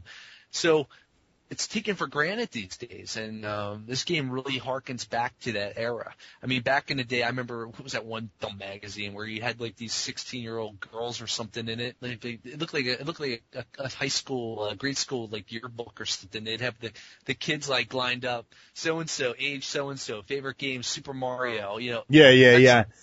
Extra player, Wizards and Warriors, or Blaster Master. It's like whatever. So goofy. Honestly, the magazines are a world in itself, in my opinion. Flipping through the magazines, I mean, I have a hoop doing that. And then every time you beat every time you beat the challenges in a specific game, you unlock another magazine. So you get this little rack of them, and they're all dated and everything. It's really kind of neat. That, like I said before, the big thing, a lot of people have been buying it just based on the fact it's just RPG. I mean, it's the last game. It's something like Gaudia Quest. I haven't actually gotten that far, but the RPG, it's actually a full-length RPG. in the old style, the old 8-bit style of, you get your little guys running around behind you, If you look at the first Dragon Warrior game, which is Dragon Quest in Japan, or the first Final Fantasy or whatever, you'll get the general idea of what you're dealing with. It's all hit for so-and-so damage and all that. It's a classic RPG, and it's been getting rave reviews. But I don't really think there's so much in the way of multiplayer aspects to this. This is pretty much a single-player game. Yeah. You don't expect to be playing most of the games for very long. They're pretty much just, for all intents and purposes, a lot of them are arcade ports, kind of like what you would have seen on the NES. The first game, Cosmic is just Galaga. So you're not going to be playing like it's some kind of adventure game, like we would know, like Fallout 3 or something, or even a Pokemon. You're not going to be spending a lot of time with it. Or Haggleman, it's just your typical generic side-scrolling platformer. It tries to be. It's purposefully made that way to kind of give a little bit of a hit or a yell out to that era of simplicity in gaming, but ultimately delivering on the gameplay itself, the challenging gameplay. So not a lot of depth, but. Well, yeah, but then again, most of the early NES type stuff didn't really have that depth unless it was RPGs. Exactly. So this is exactly what you'd expect. Exactly. The whole package is a huge homage to playing games in the 80s, 8-bit games in the 80s. Even the back of the box in big letters on the top says, all your games belong to us, okay? So, that's the sort of humor and whatnot you're going to see in here. So, I can't recommend it enough. If you are a nostalgia gamer, even if you weren't a huge NES fan, this should definitely be on the top of your list. I think it's fantastic. Full stylus up for me. Oh, big time, big full stylus up. Now, the thing you should be all aware of now, this is a game by a little publisher. This isn't a game, this isn't a big game that you're going to find left and right. So you may want to grab it sooner than later. It's already been out for about a month. Yeah. But you're definitely not going to see this on the racks at Walgreens, as we said before. So you may want to get over and grab it as soon as you can. It's a shame the box art. The box art's kind of lame, actually. It's kind of simplistic, but it's really, okay. It makes it look bad, though. It's a shame. The box art could really throw you off thinking this is a real crap game. But you know what? Lucky for you, in the know people, this is a good game. And that means maybe it'll be in stock because there's little punk-ass kids who will see this box will think, this looks crappy, I'm not buying this, so that'll just allow you to pick it up. That's right. So, yeah, Retro Game Challenge. It's published by Xseed Games. It's imported. There is a part 2 to this game. Yeah, it just came out in Japan a few weeks back. It's supposed to be bigger, better, and all around more entertaining overall. It's just supposedly they went all out with this one. There's even a sequel to the RPG. And what's funny is the games now that, I guess this would have been the 8-bit era, the games are now 16-bit, so the games are a little more, graphically inclined, so to speak. So, but it's supposed to be a much better game. This one's good, but that one supposedly is going to blow it away. Now, obviously, I guess the sales of this game will decide if that one comes out, but it's a little known publisher, so it could be that they'll release it. They seem to be releasing a lot of games lately. They just released an RPG called Avalon Code as well. Yeah. So don't hold back saying, well, I'll just wait for the next one. You need to go pick this one up, vote with your money, and say, listen, I like this sort of thing. Please, may I have another, sir? That's that for some of these smaller publishers. That's no kidding. This is really a viral type deal. They don't have commercials on television. They don't have big stands in the GameStops. They're not going to be carried probably in the big Walmarts. They're going to be carried at GameStop for a while if you're lucky. So don't let these sort of games say, I'm not going to pick it up. I'll wait. You're not going to probably find one of these things used. If you do, you're not going to find very many of them. These are the sort of games that if you want them, you're going to have to pony up and say, listen, I want more. So yeah, that's important. Definitely. Piracy is rampant on the DS, but don't let piracy, sway you from supporting these developers that are really putting some. Dude, I am low on money at the moment, but this is one of the games I am going to pick up because, this is the game I would definitely recommend you pick up. Yeah. I think it's 1995 too, if I remember right. I mean, I got my copy right here. I peeled the label off already, so I don't know what I paid for it, but right. I think it was what $20. I'm saying is, if you got like a collection lined up of games that you're planning to get, I mean, and you kind of are limited in your dough, this is one of the games I would definitely pick up. I mean, just based on the fact that you probably won't go to find it later. So. Yeah, if nothing else, think of it as an investment. This will be a culty game someday, and you'll be able to sell it for some decent cash. So think of it as an investment, worst case scenario. But you figure $20 for 8 games. What is that? Like $250 a game, right? That's fair. That's pretty good, especially for that RPG. I've read the same things you have. Yeah. And people just think that that's just the bee's knees. Now, I'm not a huge 8-bit RPG fan, so what can I tell you? But again, it's gotten rave stuff for that, so check it out. All right, moving along to the big, giant, super elite, excellent, we never believed it until we saw it, Grand Theft Auto Chinatown Wars. Wow, I mean, where do you even start on this game, all right? Well, we could start back at E3 when they announced it, as we mentioned earlier. I think a lot of us were kind of like, say what? Say that again. Yeah. Yeah, this was one of those titles. Now, let me give you just my kind of feeling on GTA so that we have a baseline for the remainder of my portion of the review. I was not a fan of the original Grand Theft Autos. I know, blasphemy. Grand Theft Auto 1 and 2 are just the bee's knees, and all that 3D crap was horrible, and the sandbox was terrible. This is what, like, these really weird, hardcore Grand Theft Auto fans are like. They love the 2D top-down crap. I couldn't stand it, and I love 2D graphics. I'm an old school gamer, and I actually did you first play the original GTA. What was I that played system? it on the Amiga. That's what I thought. Of it. Yeah. And it wasn't fun to me. Yeah, I think I played on Windows 98 via DOS at one point. DOS box, right? Well, no. It was back in like 98. I mean, it was, I guess it was a DOS box. Now I'm thinking DOS box isn't a program, but yeah, it was a DOS box. I mean, it wasn't running through Windows. But I mean, ultimately I feel the same way. I was never a huge fan. Every time I get some kind of job to do or mission, I always just ended up going crazy, killing people, running them down, and then I'd play that for about a half hour like that, and then that'd be the end of it. I'd move on to something else. I think the violence and gore and the free-for-all driving kind of took over any kind of semblance of real gameplay for me, of what I should really be doing. Yeah, but then when it went 3D, there was something kind of compelling to me to play it. Yeah. And when I started playing, for me it had a lot to do with the nostalgia of the era that the games were set in, right? Because Grand Theft Auto 3, correct me if I'm wrong here, was set in the 80s, right? Or was that Vice City?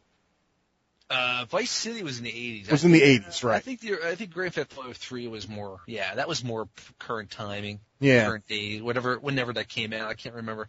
I guess that was around 2001 or so, 2000? Somewhere right in there. Yeah. But I really, when Grand Theft Auto 3 came out, I kind of looked it over and it's like, because everyone was talking about it. Yeah. I got into it for a few minutes and but it ended up unfortunately, devolving to what I've just said. I mean, I'd start out doing a couple of missions, but then I just couldn't get away from. I had to beat that hooker up, and I had to run down a bunch of people, and I had to, launch myself off the bridge in a car and die all the time, and then an hour later I was moving on to something else like Serious Sam. Yeah, so. That's a good point. Like you said, the sandbox nature of the game. The sandbox element definitely became the game, right? Yeah, it overlaps the mission gameplay that you're supposed to be sticking to. Yeah, I didn't really want to play the missions like you. I wanted to see how many cops I could get on my ass and then get out of it. Right. I wanted to bring the helicopter firefight down on the building and then find a way to get away and lose my warrant level. Those were the sort of things that I found entertaining. And then in Vice City, they had some really cool little diversions, like the mini helicopter level where you drove the little helicopter around, the remote control car. That was in Vice City, right? That was in Vice City. And I loved that. I thought that was like so cool that for a segment of the game, I was de-bombing a building with this little toy helicopter. I mean, that was a cool thing. Unfortunately, after Grand Theft Auto Vice City, Grand Theft Auto kind of took a turd in the toilet to me. I mean, San Andreas kind of sucked butt. I didn't really care for Grand Theft Auto 4. And so while I was excited for the prospect ultimately San Andreas, I mean, come on, no offense, but it's like, what, I don't see interest in being a, inner city black kid. That just doesn't interest me. I mean, what's exciting about that? I mean, at least in the other games you were like, tied to the mob. You know what I mean? It's like, right. That was interesting. There was something a little more interesting about being in a mob with Ray Liotta. I mean, and having a bunch of 80s music playing than just bicycling around in a wife beater as a black guy. I mean, whatever. I mean, it had nothing to do with being black, mind you, but it was the lifestyle. Just what's interesting about it? Nothing. The gangsta thing just didn't appeal to me at all. No. And I didn't have a 360 or anything back then, so I was playing it on an outdated PC. Blah, blah, blah. So it wasn't a pleasant experience. And Grand Theft Auto 4 I took a look at, and they didn't really make any headway with that. It still did not overly interest me. The whole Russian mob thing, right? Yeah, well, even the Russian mob thing is a little more interesting than San Andreas. But I could not get into that game. I tried. Well, I think my problem is I spent about 3 hours or so on it. Yeah. And then I was having a little bit of fun. It was okay. I mean, it wasn't. I think what the problem was there for me with the whole car thing, I think Burnout, that Burnout Paradise kind of took a little bit of the edge off of what Grand Theft Auto 4 ended up becoming. Right. I mean, here's Burnout Paradise, which came out only about 2 months beforehand, allowing you a free-for-all sandbox title in itself. I mean, it was basically, for all intents and purposes, Grand Theft Auto without people. Right. Right. So, and I mean, it already added a lot of the stuff that I was enjoying in Grand Theft Auto, which was, and it was giving it a legitimate reason to play. I mean, crashing cars and doing stunts and just doing weird stuff. Yeah. Exactly. Stuff that I was doing in Grand Theft Auto that wasn't even technically a part of the game. I was doing it in Burnout Paradise and getting rewarded for. So, when I get to Grand Theft Auto 4, and I started doing that a little bit. Right off the bat, that kind of, like I said, took the edge off. So now I'm resorted to actually playing the game and getting into it. And it wasn't working out. The same idea, it just didn't catch on. But I think ultimately what killed the game for me was that I went out on a date with a girl, and here I am. One of my missions is actually keeping up dating with this woman and trying to keep her entertained and taking her out bowling and things. I'm thinking, I sat there, I'm at a bowling match one night playing this game. The baby's sleeping on the couch behind me. The wife's like playing DS or whatever. I'm playing this game and I'm sitting here bowling with this girl on a date in this game. And I'm thinking, what am I doing? What is this? Seriously, like, I was so caught in the moment that I said to myself, wait a minute, I'm on the Xbox. I have access to Call of Duty 4. Right. I'm playing this Grand Theft Auto 4, and I'm on a date with a digital girl playing this horribly atrocious bowling game. Right. And I could be doing 50 other things I'd rather be doing right now. One of them would probably be pulling my fingernails out. So I switched it off. That and the fact that I beelined it as soon as I could. I beelined it over to the strip club, hoping to get some hot, digital action. And the girls have tape over their nipples. Come on, it's Grand Theft Auto. I'm like, wait a minute. I thought this game was supposed to be hardcore, man. I mean, raw, cutting edge. Yeah, raw, cutting edge. I mean, I'm knifing people on the beach and just walking out for a Sunday walk on the beach and Sunday night walk on the beach. And I'm running along knifing them out of nowhere. And I can't see nipples? Yeah. What is crap? This is this puritanical America we're living in. So I said, screw it. You know what? I'm out. I sold the game when the game was good. I think I sold it for like $40-something at the time. So yeah, I at least made, some investment back from it because it's probably about $20 now. But, yeah, anyway, I mean, getting ahead a little bit now that we've discussed the history of Grand Theft Auto between Shane and I. Going into it, when we first saw the announcement at E3 for Chinatown Wars, we weren't really excited, I guess. I mean, it was interesting because we were thinking, how are they going to pull this off? Right. And not only that, but how are they going to lure us into it? As DS fans, obviously we're going to want to give this game a shot. I mean, regardless of GTA or not, this game is kind of its own little legend in itself, as we've discussed. Right. So we've got to see how this works out. And you know what? I'll tell you what. I think they pulled it off. So. Well, yeah. Just to finish up the little historical piece of it. Oh, please, yes. When I first heard about it, I figured what they were going to do was give us Grand Theft Auto 1 or 2, basically, re-storylined. And when I started seeing the first images come out from the game, that it looked like a top-down 2D game, and I was like, I'm not in this. I'm not even going to get into this. What a waste of time. Because even the PSP got the full 3D treatment. And see, that's what's something we're going to have to mention later because, whereas the PSP got the full 3D treatment, that doesn't necessarily mean it made it a good game either. That's absolutely correct. Or even brought something new to the table. I mean, what makes this a better game is that they started from the ground up and developed based on the DS instead of just taking two already existing games and just kind of supplanting them onto the PSP, right. Without any rhyme or reason or thought other than we have to get this thing on the PSP. I mean, sure enough, it explains itself in that they re-released the same PSP games for the PS2 later. Right. I mean, so, the fact that what they did with this is kind of amazing in retrospect because they just kind of went and retooled it, rethought it, and did everything based around the strengths of the Nintendo DS.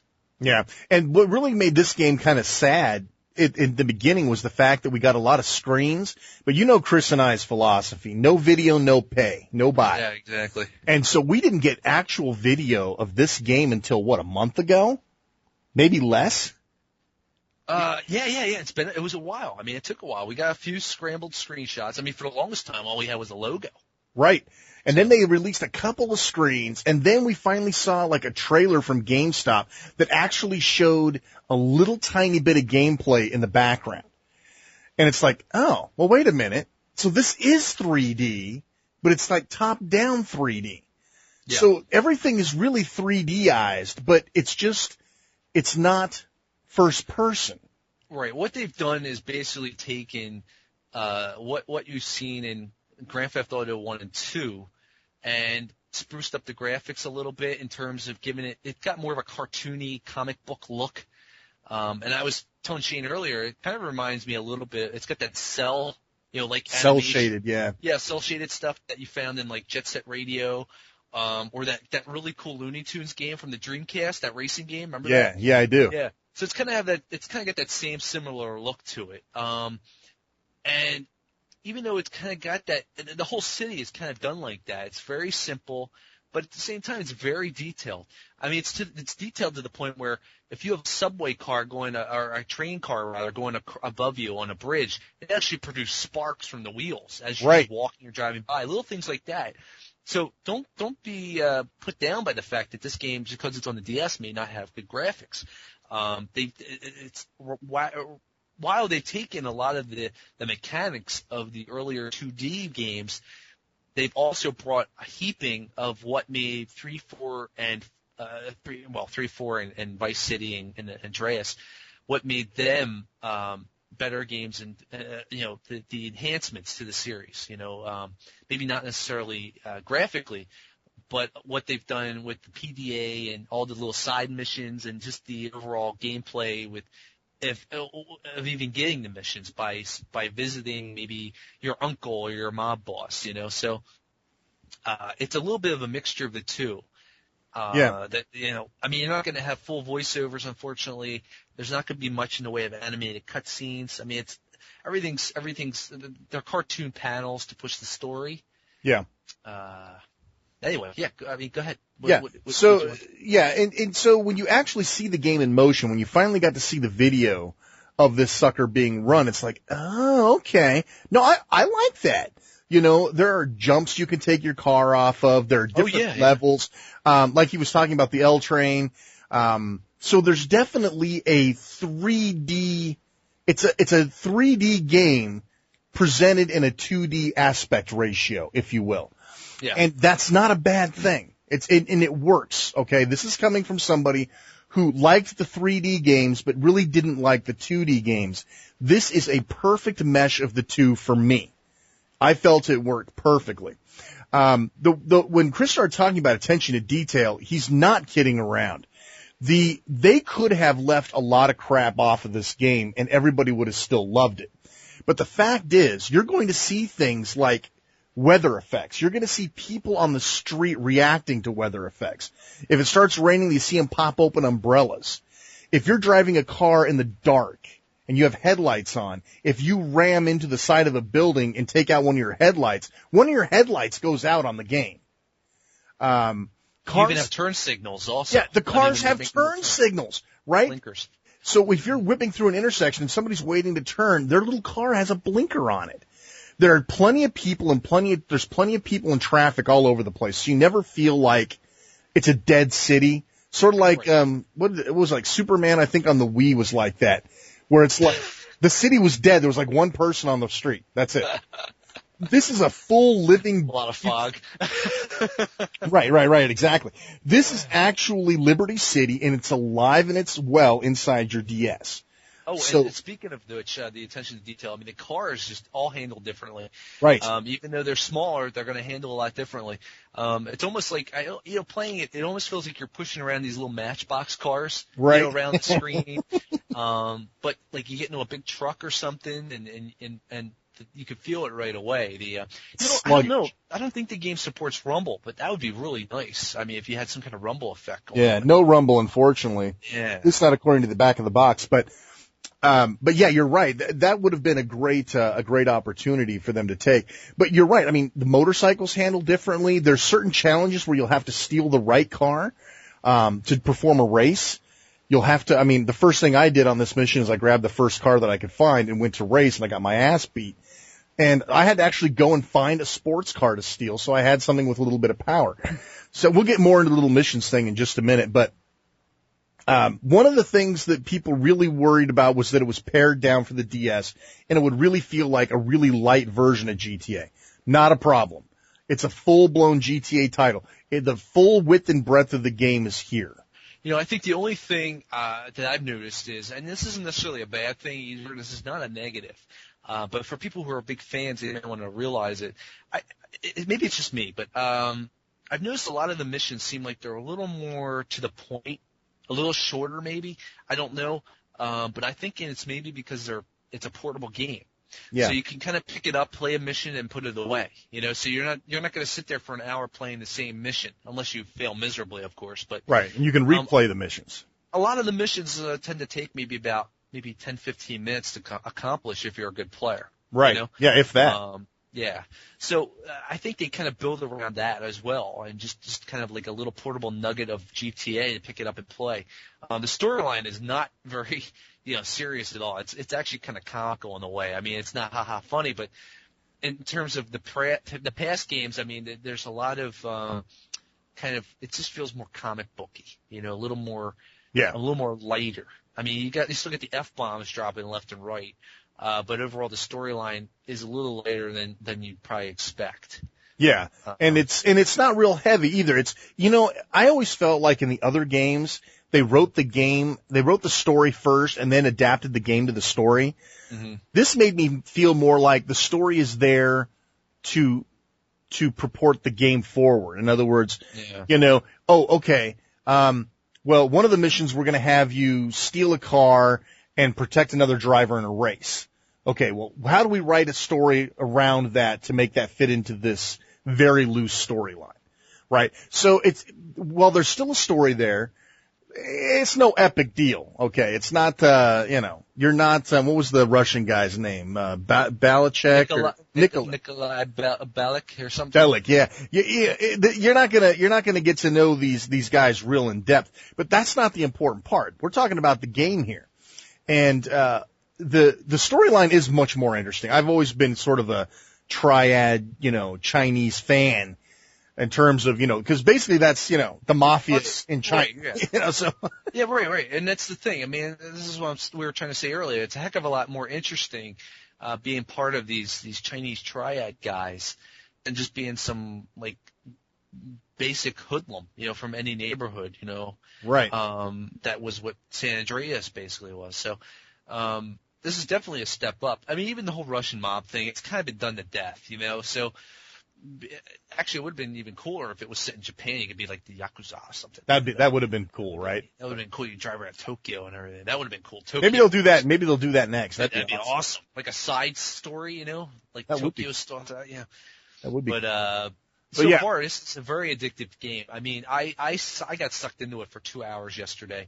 So even though the missions are small and bite size, I mean, that's probably I just did about 8 missions, and I think I'm only about 5% done according to the completion ratio. Yeah. So there's plenty a lot to do here. Yeah. I mean, even touching on some of the side stuff, I mean, it involves like dealing drugs, which is getting a lot of a lot of people are kind of pissed about that whole thing. I mean, you can go to the corner, you can map out, drug dealers to do deals with and get money from. And I know last night I had about $120 to my person. And the next thing I know, I went and I found a good deal for some coke, and I sold this guy some cocaine, and I got about $4,200 back. So now I'm sitting there like running. I'm like just loving all the money I have. So it's kind of funny. It's kind of like a drug wars thing going on in there. Yeah, and the other thing that people were worried about was, are they going to use the touchscreen to be all goofy? Was it going to be gimmicky? Are we going to actually run with the touchscreen like Zelda? Is it going to play and feel like a GTA game? Absolutely. D-pad, buttons, the whole bit. Now, the touchscreen, I was kind of worried that the touchscreen stuff was going to be goofy and gimmicky, but I'll tell you, so far, I love these little mini games. I am a whore. I'm a whore. Just to give you some idea, the game starts with you getting in a car accident, basically being driven into the river. And the very first thing you do is you got to break the glass out of the back of the car, the back window of the car. Oh, that was get very out. Cool. I was not expecting that. I was not expecting that. So you start tapping the glass and it breaks, sort of like on Wario, that one boss level in WarioWare. You hit the fly. You hit the flies. That's how I kind of felt. Your screen. Yeah. So you're like busting out of this thing, and then you get out and you swim to shore using your keypad. You hijack a car. You get told where to go. It comes up on your little radar. Everything is exactly like GTA. You're going to feel right at home. Some of the mini games, I'm sorry, they're just totally addictive to me. One of the games, every time you steal a car that's not already running, in other words, you don't take it from somebody on the street, you have to hotwire the car. And based on how new the kill the mobilizer and whatnot, yeah. Yeah, you've got to basically go in and either, shove a screwdriver into the ignition, or you may have to pull wires apart and hotwire it. One of them you actually hook up your little computer. Mobilizer. Yeah, your mobilizer thing, and you actually have to get it to read a code out, and you have to enter the code in to get it. And it sounds really goofy, and it sounds like a waste of time. But I don't know. For me, it kind of puts me into the game a lot more. Right. It's a lot more. And I think I was explaining this to you before, off the air here. I was mentioning how it's a lot. Even though it's kind of goofy and almost gimmicky in a way. I mean, it is fun. And even though you're doing something kind of rudimentary, I mean, it's pretty simplistic. Although you do have a time limit in certain cases, especially with that mobilizer, or else the alarm goes off and then the cops come flying in. So. Even though you're doing all these little tidbits that just may not seem like a whole lot in the scheme of things, it's certainly a lot better than sitting there watching some 3D canned animation, right? Or letting the thing do it for you. So when something comes up, and there's a lot of them that are different. I mean, I keep finding new ones all the time, but they just really kind of suck in just that little bit extra, because you're actually interacting with the damn thing instead of sitting there watching the computer go through the motions of doing it. Right. So, I mean, it's simple, but it works. It really does. I mean, that one mission where you have to trash the guy's car and then park it back after, Yeah, I like that mission. Yeah, you get the 3 tools, and you got to bash the engine apart. You tap on the engine, and then you got to cut the hoses, and then you stick the dead fish in the air conditioner. I love the dead fish. That was awesome. That's hysterical. Yeah. So, I mean, little things like that. And you know what else is they also, you look at a lot of these little things that just happen to be all thrown throughout the city. You'll find dumpsters where if you hit the select button, you can search the dumpster. And you can move the trash around, and sometimes you'll find a gun, because the one girl in the game who you're partnered with early on will tell you that she's hidden weapons all throughout the city, just in case of emergencies. So anytime you see a dumpster, you can push the select button, and it brings you up to your touch screen and a dumpster, a 2D drawing of the dumpster. I mean, it almost looks very much similar to a lot of the old LucasArts and Sierra games. You remember those little adventure games? The artwork's very similar to that. And you bring up the line drawing colored in, but you have to move the bags of trash out of the way. And sometimes you can find a handgun, or you'll find like an old shoe, or I think what did I find the one time? I was actually shocked. I found I think I found a dildo or something.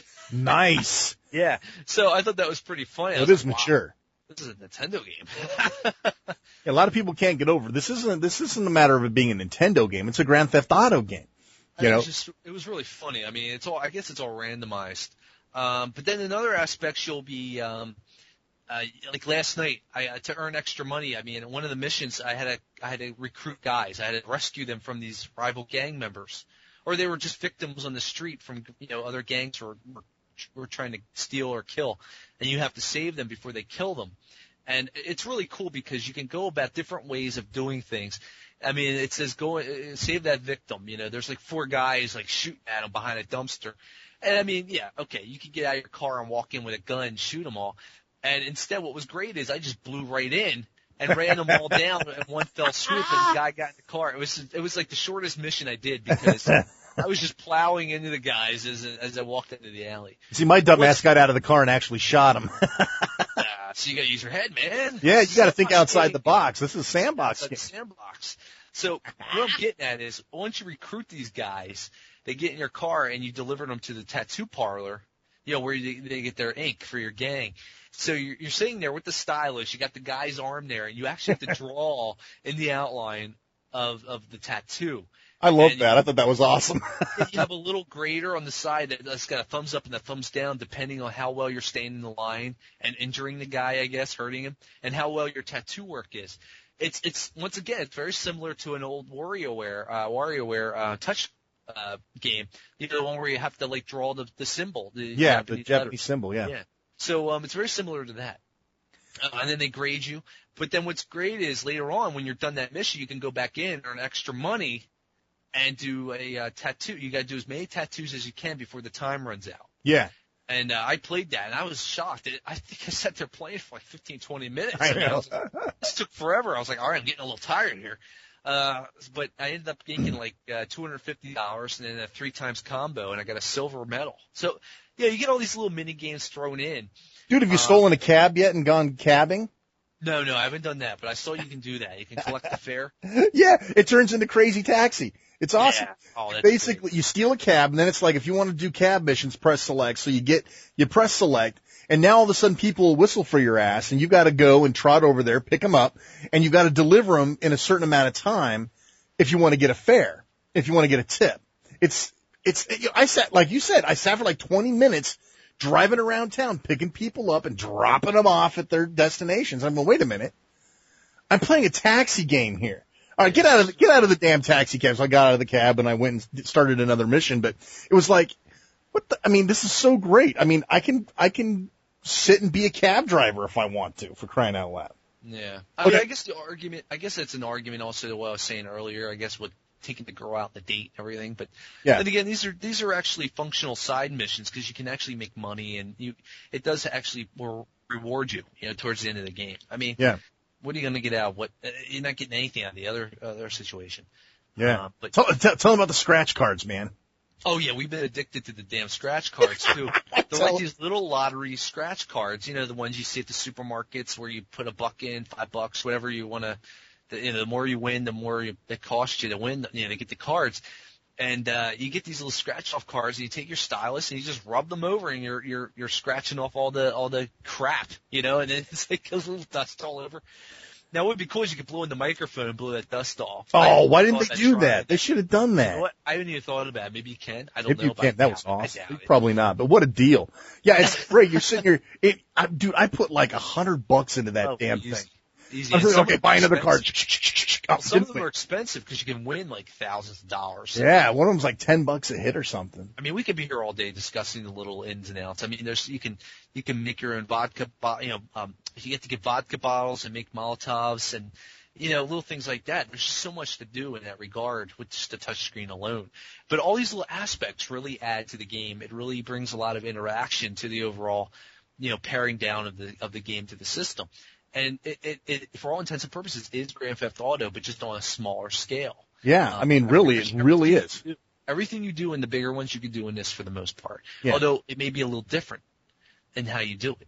But it's all suited around the basics of the system, the touch screen and whatnot. So and important to note while we're starting to kind of trim through here, the gameplay balance is really well done. This is something Chris and I were talking about offline as well. Is that a lot of the missions in driving the car and doing certain things has been not pared down, but respects the platform you're playing it on.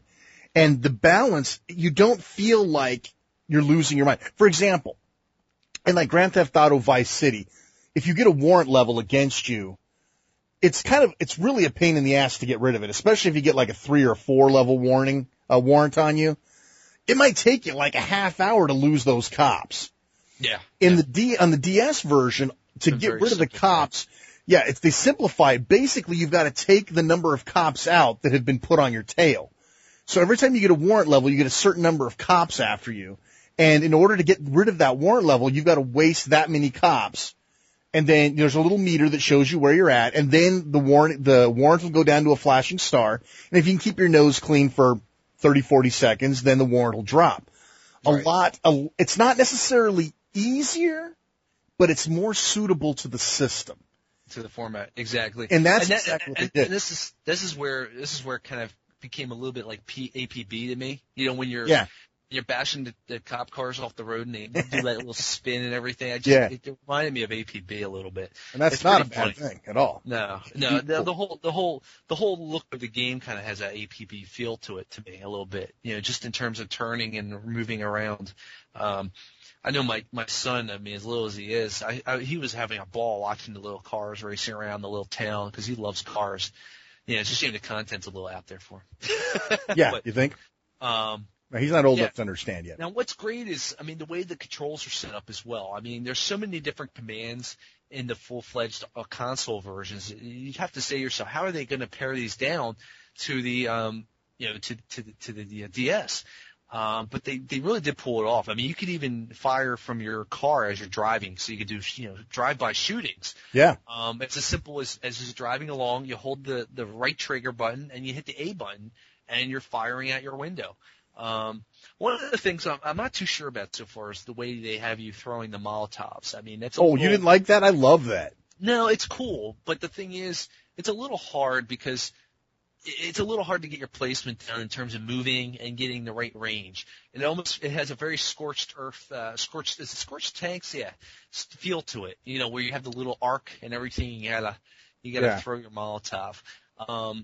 I don't know. It just kind of threw me off a little bit. A lot of the stuff on the touch screen I've noticed, I found that, and I hate doing it. I hate using my thumb for the touch screen to select stuff. Yeah, me too. But in a lot of cases, you end up having to do it. And the Molotovs are just a little too hard to. You gotta resort to the stylus. I use the stylus. I never even tried my thumb. I tried. For little things like we'll get to it in a second, like checking email and that sort of thing. I tend to just tap it with my thumb real quick. Yeah. But usually I just keep my stylus in my mouth, like a little cigarette hanging out, or I'll tuck it behind my ear. Although one time I forgot it was behind my ear and I lost it. So. It's going to be one of those games where you're going to be playing, but you're going to want to keep the stylus handy. There's a lot going for when you're using the basic guns and when you're in combat. The enemies aren't exactly very smart or very swift with their guns. A lot of times you'll pretty much be mowing them down. Yeah. It's not an issue. For me, I tend to plow people into the walls with the cars to save bullets. But there's a lot of little things to do, and the way to do them is very well done in terms of control. You'll find it pretty easy to pull off, and they do talk you through it at the beginning of the game. The first time you do something, you tend to get a little blurb that pops up that tells you how to get something done or incorporate it into your game. So, and then one of the things I think we need to touch on real fast, and we can get back to maybe the PDA and the email stuff. If you want to talk about that, is you have your little apartment, and it's just a static picture and you tap on the couch to save. You have a laptop, which allows you to access actually the Wi-Fi connection. We haven't really gotten into that, I don't think. Have you tried it? Not really, no. Yeah, I think you can pretty much sync your stats with other people who've played the game. As far as I can tell, that's pretty much what that offers. I haven't really delved into the Wi-Fi aspects much. I don't think there's really anything in terms of multiplayer going on here anyway. Well, according to the back of the box, it says Nintendo Wi-Fi mode means head-to-head and co-op multiplayer mayhem. So, Chris, you and I need to get on here. Yeah, we need to check it out. And check it out. Into the Wi-Fi. I'm just going by what I see. I don't know if it's unlocked later, because it doesn't really give you a lot of options for the Wi-Fi unless there's another way to access it. Yeah, you got your little, you save, when you click the couch, you can save or load a game. You can do this pretty much from any menu though, but I usually go back and save to the couch, in between a mission so I don't have to, start all over. But I know you're really a big fan of the whole PDA email system if you wanted to get into that a little. Yeah, I'm a huge fan. First of all, it works a lot better on a touch screen than it does on a console. I was actually annoyed as hell by the PDA on Grand Theft Auto 4. I was very annoyed, to be honest with you. You gotta click through stuff with an analog stick. So it was so not intuitive. Not intuitive. Now this one, the PDA lets you do all sorts of cool stuff, but for the sake of trying to shorten this down a little bit, the main things you're going to do is get email on it, which is a lot like, remember the old telephone in the original, like Grand Theft Auto 3 and Vice City? Right. You had a beeper. You had a beeper, and then you'd go and pick up the phone, and they'd give you a mission or something like that. This one, the new mob, the Chinese mob, is very well connected, and they're technologically savvy. Your uncle will email you and let you know what's going on at different times. And in your email, you'll get hot links that shoot over to your GPS. Now, in the original Vice Cities type games, your route was pretty much plotted kind of for you, if I remember right. Mm-hmm. You would have your radar map, and you would see where the thing was, and it was kind of up to you to get there. It would show like on the outer rim of the radar which direction you needed to go, but you didn't really get like a line by line turn directionals on how to get there. And here you get the GPS tied into your PDA cell phone. So once you get an email from Uncle Kenny or whatever his name is? Kenny, yes. Uncle Kenny. There'll be a link that says plot a course to this location on your GPS in the email. You click on that, and the GPS will kick in, and it will actually give you like a Google Maps turn by turn on how to get to your destination.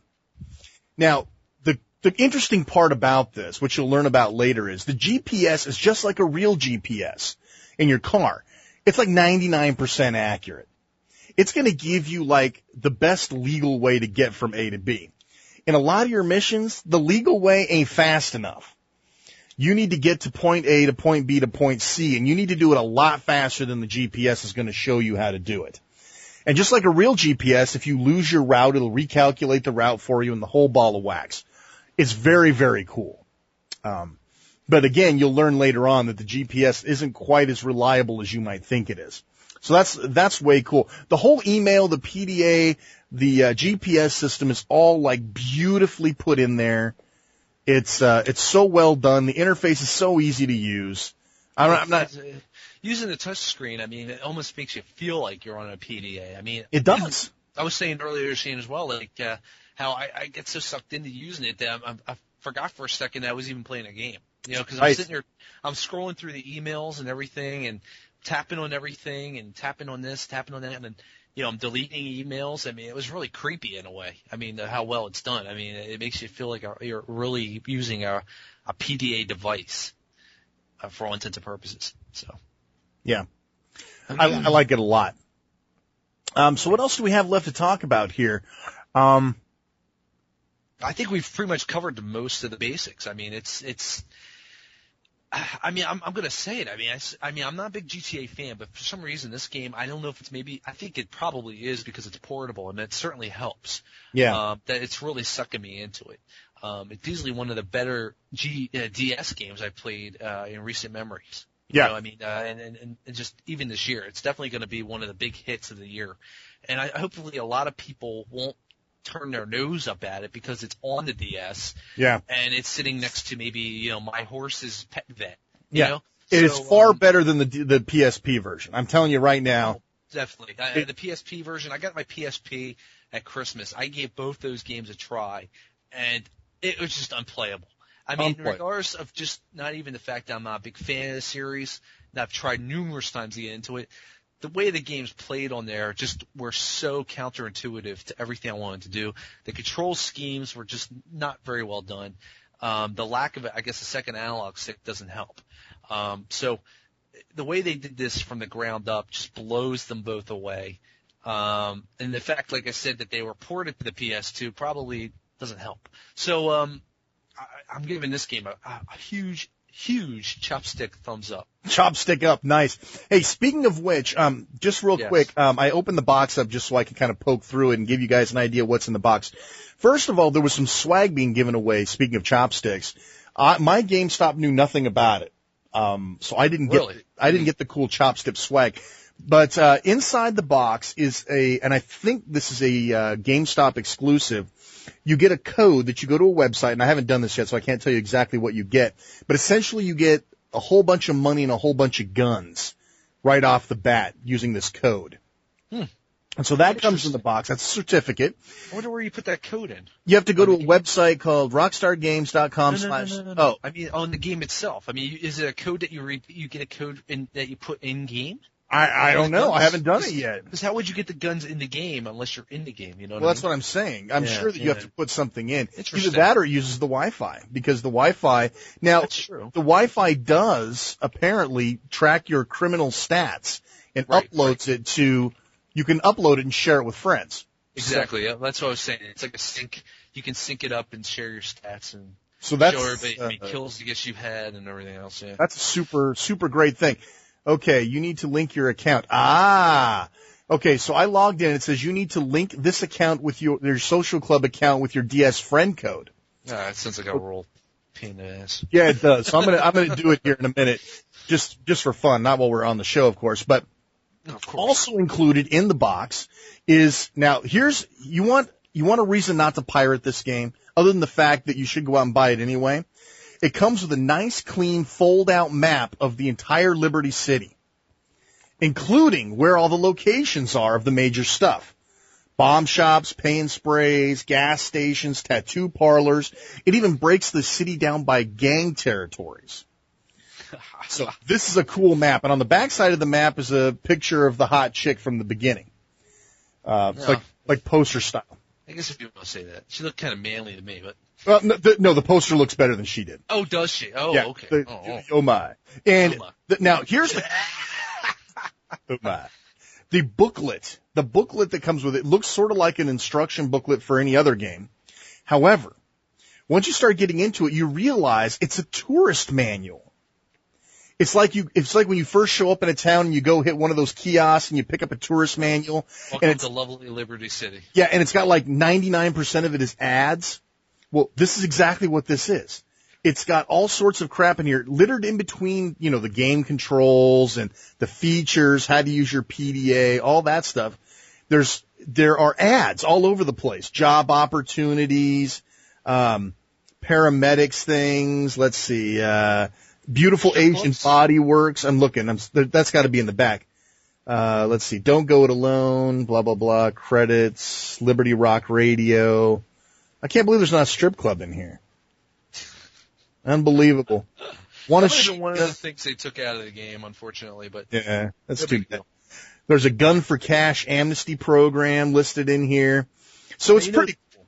That's one thing, real quick. I mean, when you mentioned the guns again, have you ever figured out how to get those ammunition trucks to? Have you seen them ammunition trucks? Yeah. I haven't managed to do that yet. I haven't figured out how to bring them down. I mean, I've been driving around, I see them. And I've tried Molotoving them and everything, and they just explode. But you're supposedly able to steal bullets from them. Really? I haven't quite figured that out yet. Yeah. Supposedly the guys that are in the truck are heavily armed, though. That's what it said to me. Yeah, that's what they said. Is it was heavily armed and not that easy to take down. So, ew. Yeah. All right, so there you pretty much have it. I really want the chopsticks. So if anybody knows what the deal is with those chopsticks, I want them for my swag collection. So, but anyway, Grand Theft Auto for those. What a word. What the world? What a word. It sounds too dirty. Oh, chopsticks? Swag. I want some swag. Oh, my chopsticks. Swag. That's a nasty word. That's an ugly word. We're going to come up with a new word. Anyway, for those of you who are interested in the technical speak of it, the game cartridge is 128 megabytes in size. For those of you who are curious, because I did indeed dump mine to my Cyclo, so I'm ready to roll. And that's 119 megabytes trim, so that's a full card. Yeah, one of the other things we didn't mention was the radio stations. They're all there, but obviously it's not real music. It's more like MIDI instrumental music. Yeah, well, hold on. This is one of the things that's been up for debate here. I've been reading. Okay. Like I think even IGN supposedly said in their review. I kind of brushed through the review. I didn't read the whole thing. I must have missed this tidbit. Yeah. They claim that the music is not licensed, but other people are claiming it is licensed. But the fact is that they removed the lyrics and any of the voice work. It's all just music. It's right. all instrumental. So yeah, you do have some music stations. You got your electronica, you got your rock, you got your hip hop. So it's not fantastic by any stretch of the imagination, but yeah, but at least it's something. It is there. Yeah. One thing that I think is really cool is how they just basically recreated the entire Liberty City. I mean, there's landmarks in there I remember from Grand Theft Auto 4 recently. Right. You know, so. But anyway, what are you going to give it, man? Oh, are you kidding me? I don't think there's a high enough chopstick that I can give this game. This is a must-have for the DS. Whether you're, you got to obviously be somewhat into Grand Theft Auto a little bit, but this is a very deep game. It's got tons of stuff to do. The Wi-Fi we haven't even explored yet, which is probably going to be absolutely insane crazy. So yeah, chopstick up here. I mean, I can't recommend very many games so far yet this year.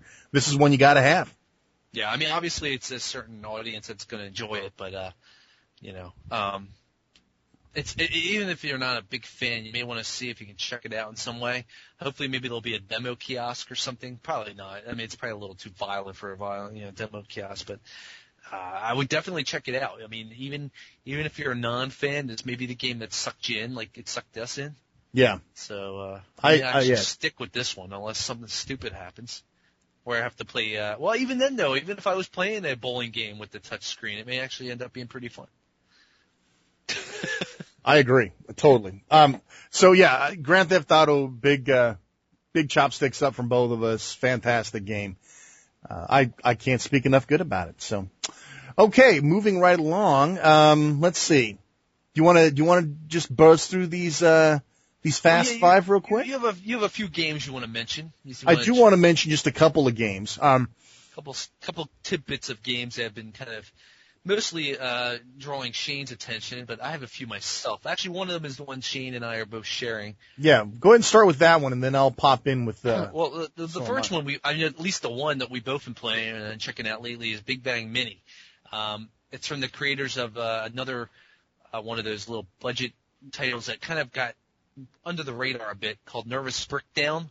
Oh yeah, that Arkanoid clone that I love that game. The wall, man, that game's crazy. Another brick and ball game. This is a little bit different. It kind of maintains a little bit of the aesthetic presence that you found in Nervous Breakdown, though. It's a very crazy game. There's a lot of neons, a lot of weirdness going on to it. It's not a bad game, but what you do is you got your enemies on the top screen, and you're located completely on the bottom screen. And it's kind of got a little bit of I don't know how to explain it. It almost wants to be like a Geometry Wars type of game, you know? Yeah. But you only have one control at a time. Your stylus is not only controlling the movement of your avatar or whatever you want to call it. I mean, the thing's different for every type of stage you're in. It's a crazy game. I'm not even going to begin to try to explain it other than the basic gameplay. Your character is this little object that differs per stage. You have to use the stylus to move it, and it's basically underneath your stylus wherever you're moving it. But on top of that, you also have to fire. The game is a bit of a shooter in most respects. It really is. It's when it comes down to it, it's a bit of a shooter. But like I said, you're also all contained on the bottom screen.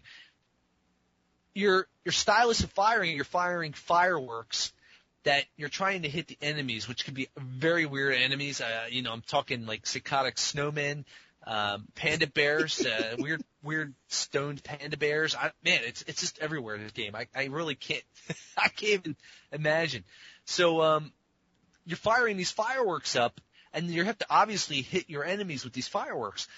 But at the same time, you can't just kind of keep shooting and shooting and shooting mindlessly, because anytime these fireworks will hit the top of the screen, on the top screen, the fallout or the debris that comes from the fireworks, the sparks and everything, depending on the level, will rain down on you and can kill you. Now, the gameplay involves moving and firing at the same time using a stylus. So obviously, one is not going to be doing the other. You're either going to be dodging and weaving through the bullets that are coming down, or your own fire, or you're going to be firing. So you're aiming everywhere on the screen, because sometimes you can get enemies that kind of come at you from the sides on your bottom screen. Yeah. You throw in a few power-ups here and there. The first power-up I remember getting is a homing missile. It's more like a guided missile, I guess, because it doesn't directly – it only kind of hits something if it's in close proximity. But you hold down the left trigger and you fire, and it gives you a different kind of shot, just in your basic little pea shooter. The other power-up I found – and some of these can vary. I mean, some are mission-based only, or some you have constantly. They're permanent power-ups, and the game is happy enough to tell you. Okay, so anyway, when you're in a precarious situation, you can use the swirling technique, which is suck on all the bullets and save you from a quick death. In some maps, and you have a little charge icon, so you can't constantly use it at all times. Now, on the other hand, you also have these obstacles on the bottom screen where what's the one level? It's like a haunted mansion kind of level thing going on, like an ancient Japan, kind of feudal Japan, black ghosts and everything flying around. Yeah. And you got these like thorns coming in from both sides of the screen on the bottom screen. That's a hard level. Slowly coming in at you. And as you keep killing the enemies, they back off. But anytime you miss, forget it. I mean, they're going to keep inching in. It's a very hard, difficult game. So all these missions vary, and that's one of the cool parts about it. You get a lot of different weird enemies. You get a lot of variations to the gameplay itself, even though the basic gameplay is the same. I think ultimately the challenge of it is to keep pace with firing and moving using this, a single stylus. There's no dual firing, dual movement kind of mechanic going on here, really, at least in a simultaneous aspect. So yeah, and it's harder than it seems. Yeah, it's a tough game. The only problem is, though, the game does kind of wane on you a bit. I wouldn't say it's highly recommended. It's very polished. It's got some cool music, and it's a fun game. It's a nice little shooter. But as I was playing it, it just kind of ran out of steam.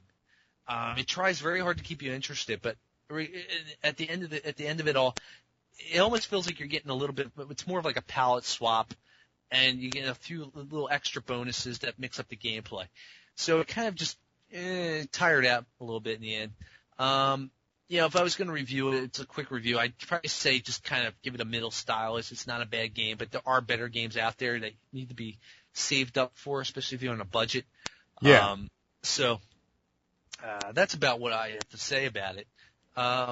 It's not a bad game. And one other thing I couldn't quite understand was at the end of every world or stage, you get these little bonus missions. Enjoy your bonus stage, where you just basically connect the dots with a stylus and it forms a picture. I can't quite figure that one out, but yeah, it's kind of like that Red Bull game that came out. Very similar to that. I don't think you ended up playing that one, which was actually kind of fun, but like you said, after a while it kind of burns out. But it's an interesting concept while it lasts. But yeah, I'm with you. I'm a middle stylus kind of guy. It's only $20, which really makes it a lot easier to swallow. Right. That means you could probably pick it up used right now for probably $14 plus your 10% discount at or $18.99. Yeah, or $18.99 as GameStop tends to be. But again, the presentation value of the game is superb. It's one of those games that you'd be happy to show your friends that own PSPs and stuff. And, you know, the box comes with this cool hologram cover. Oh, and, yeah. I mean, it's pretty cool, but again, will it have the staying power you need? Hard to say. Some people just go nuts for these endless shooters, and that's what this is. Me personally, I need a little more bang for my buck. So I might not recommend it at $19, but if you can pick it up for $14. Well, it is a mini bang, so. It's a mini bang for your buck. But yeah, definitely middle stylus, and I thought it was a good time. But again, you'd have to either take it in small doses so you don't burn out of it, or you know you're just really into the lots of bullets, lots of shooters sort of thing. And it's different. It's odd. I would definitely see if somebody owns it. You could buy it used at GameStop so you can take it back if you don't like it.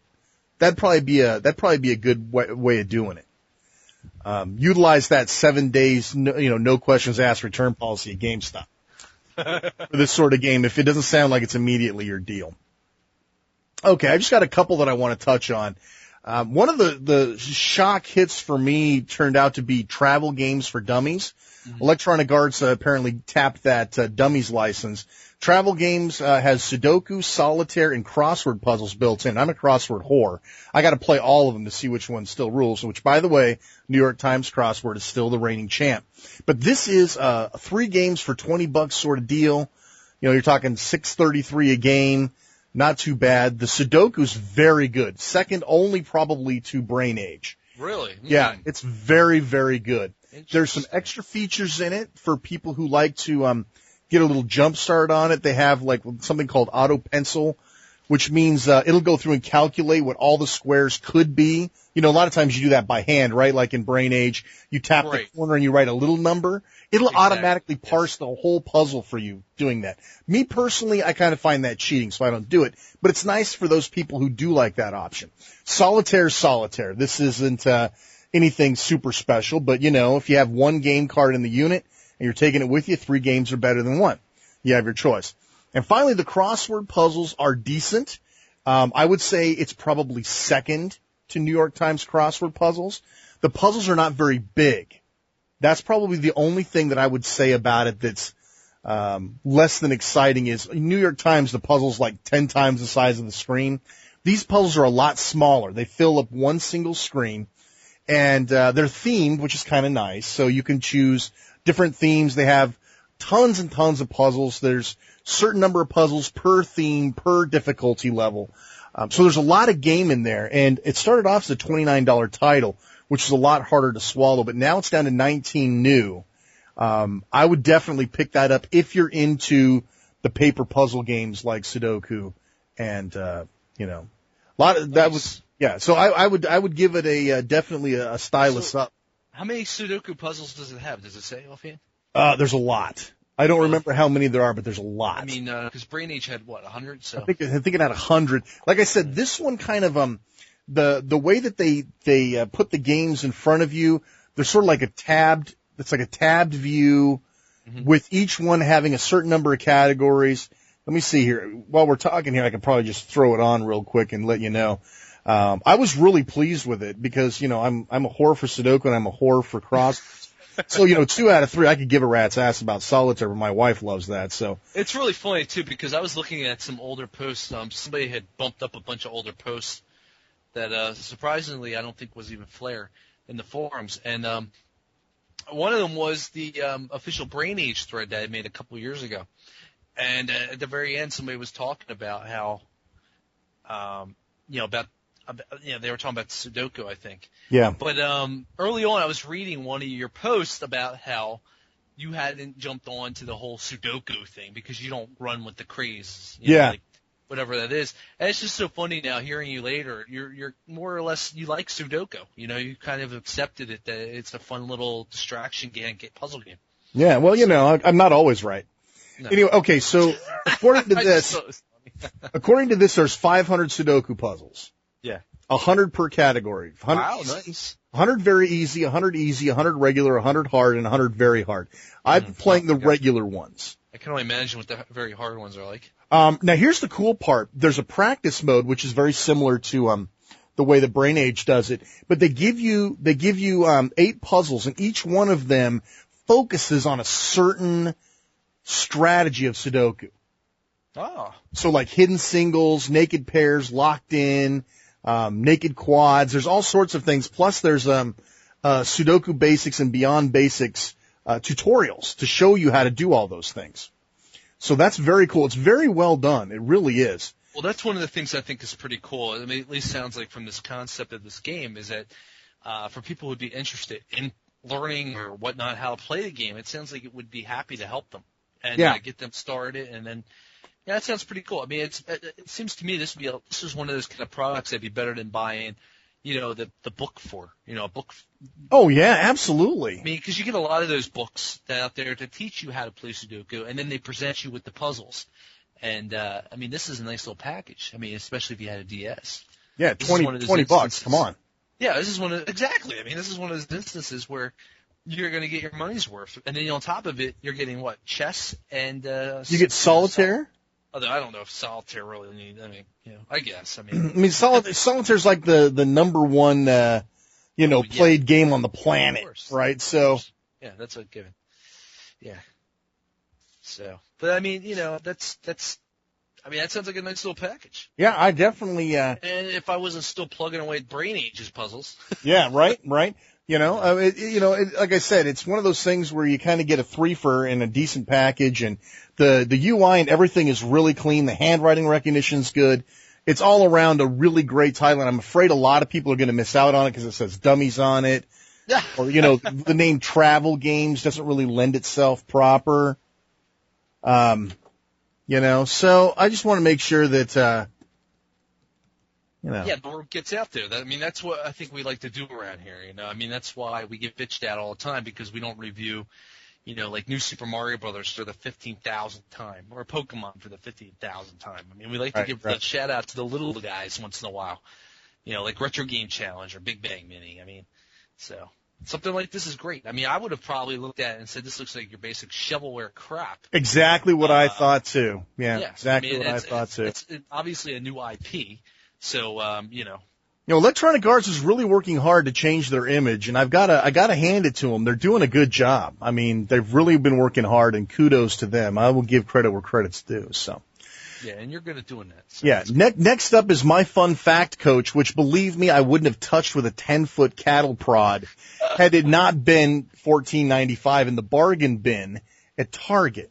Shane's Game of the Year is here. Yeah, here's my Game of the Year. No, seriously, I kind of got into it for like a week, but my family is completely hooked on this. Really? This game, basically, it's sort of like a daily puzzle kind of thing where they quiz you on things. And then what the stuff you don't know, they give you more information. This is what I would call the worthless trivia person's dream. Every single day you will they'll pick from a handful of topics, and the topics will pick a subtopic out of there, and they will ask you questions. The questions can be yes, no, they could be true, false, they could be choose the order of importance, so here's 4 things, drag them in order. And these all have to do with basic, everyday knowledge that everybody should really have a handle on. Everything from social faux pas to, child rearing, at what, one of them was at what age do most babies begin to talk? And then they give you a list of, date ranges. One of them is like, from left to right, how do you set a formal dinner table? Is it, fork, spoon, knife, right? I mean, these are all just little nuggets of day-to-day information. My wife and kid are completely unbelievable. So they make it more entertaining, though, than what it sounds. Oh, yeah. Oh, trust me. It is much more entertaining than you would originally think. Mm-hmm.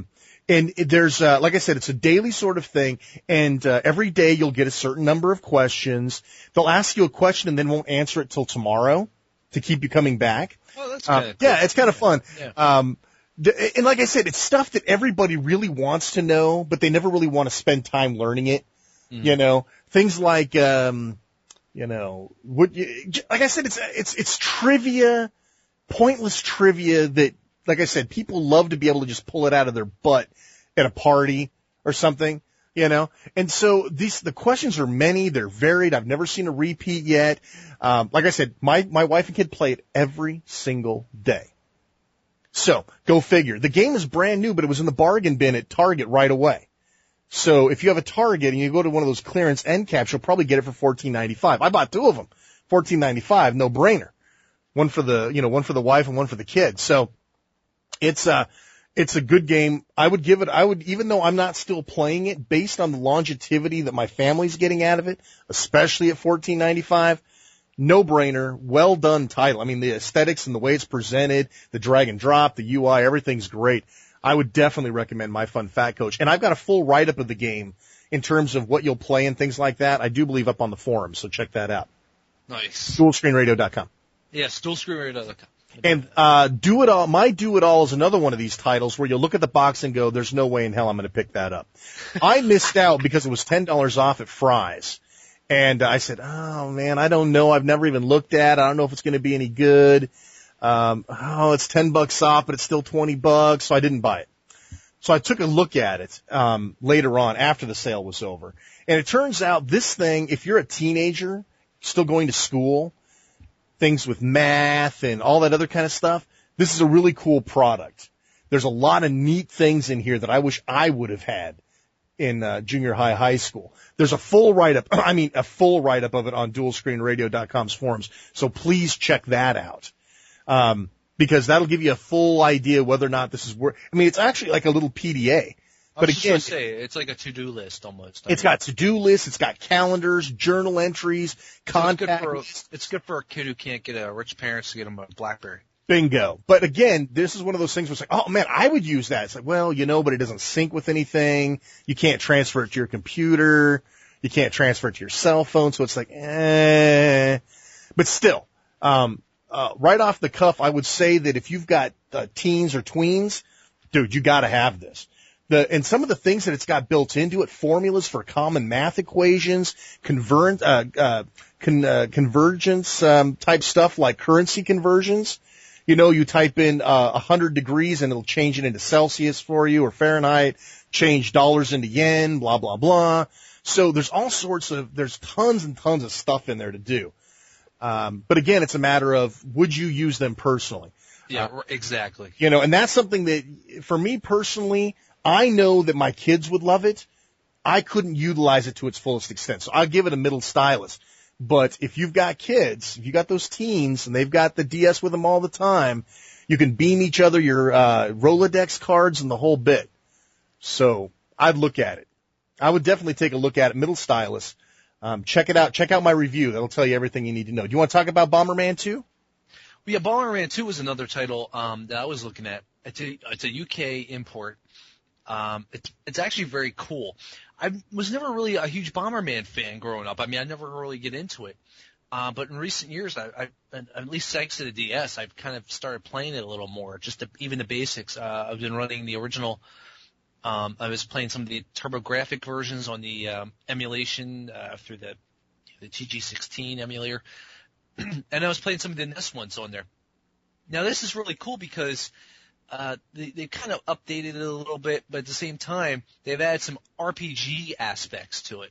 It's still Bomberman in most respects in that you're dropping bombs and moving around and killing enemies, but they've added this almost like Tron-like interface or Tron-like environment where you're actually in a computer and you have to like disable things and get through the next room and get key cards, and to get these key cards you got to kill your enemies. So you have these little objectives on top of just bombing the hell out of the screen.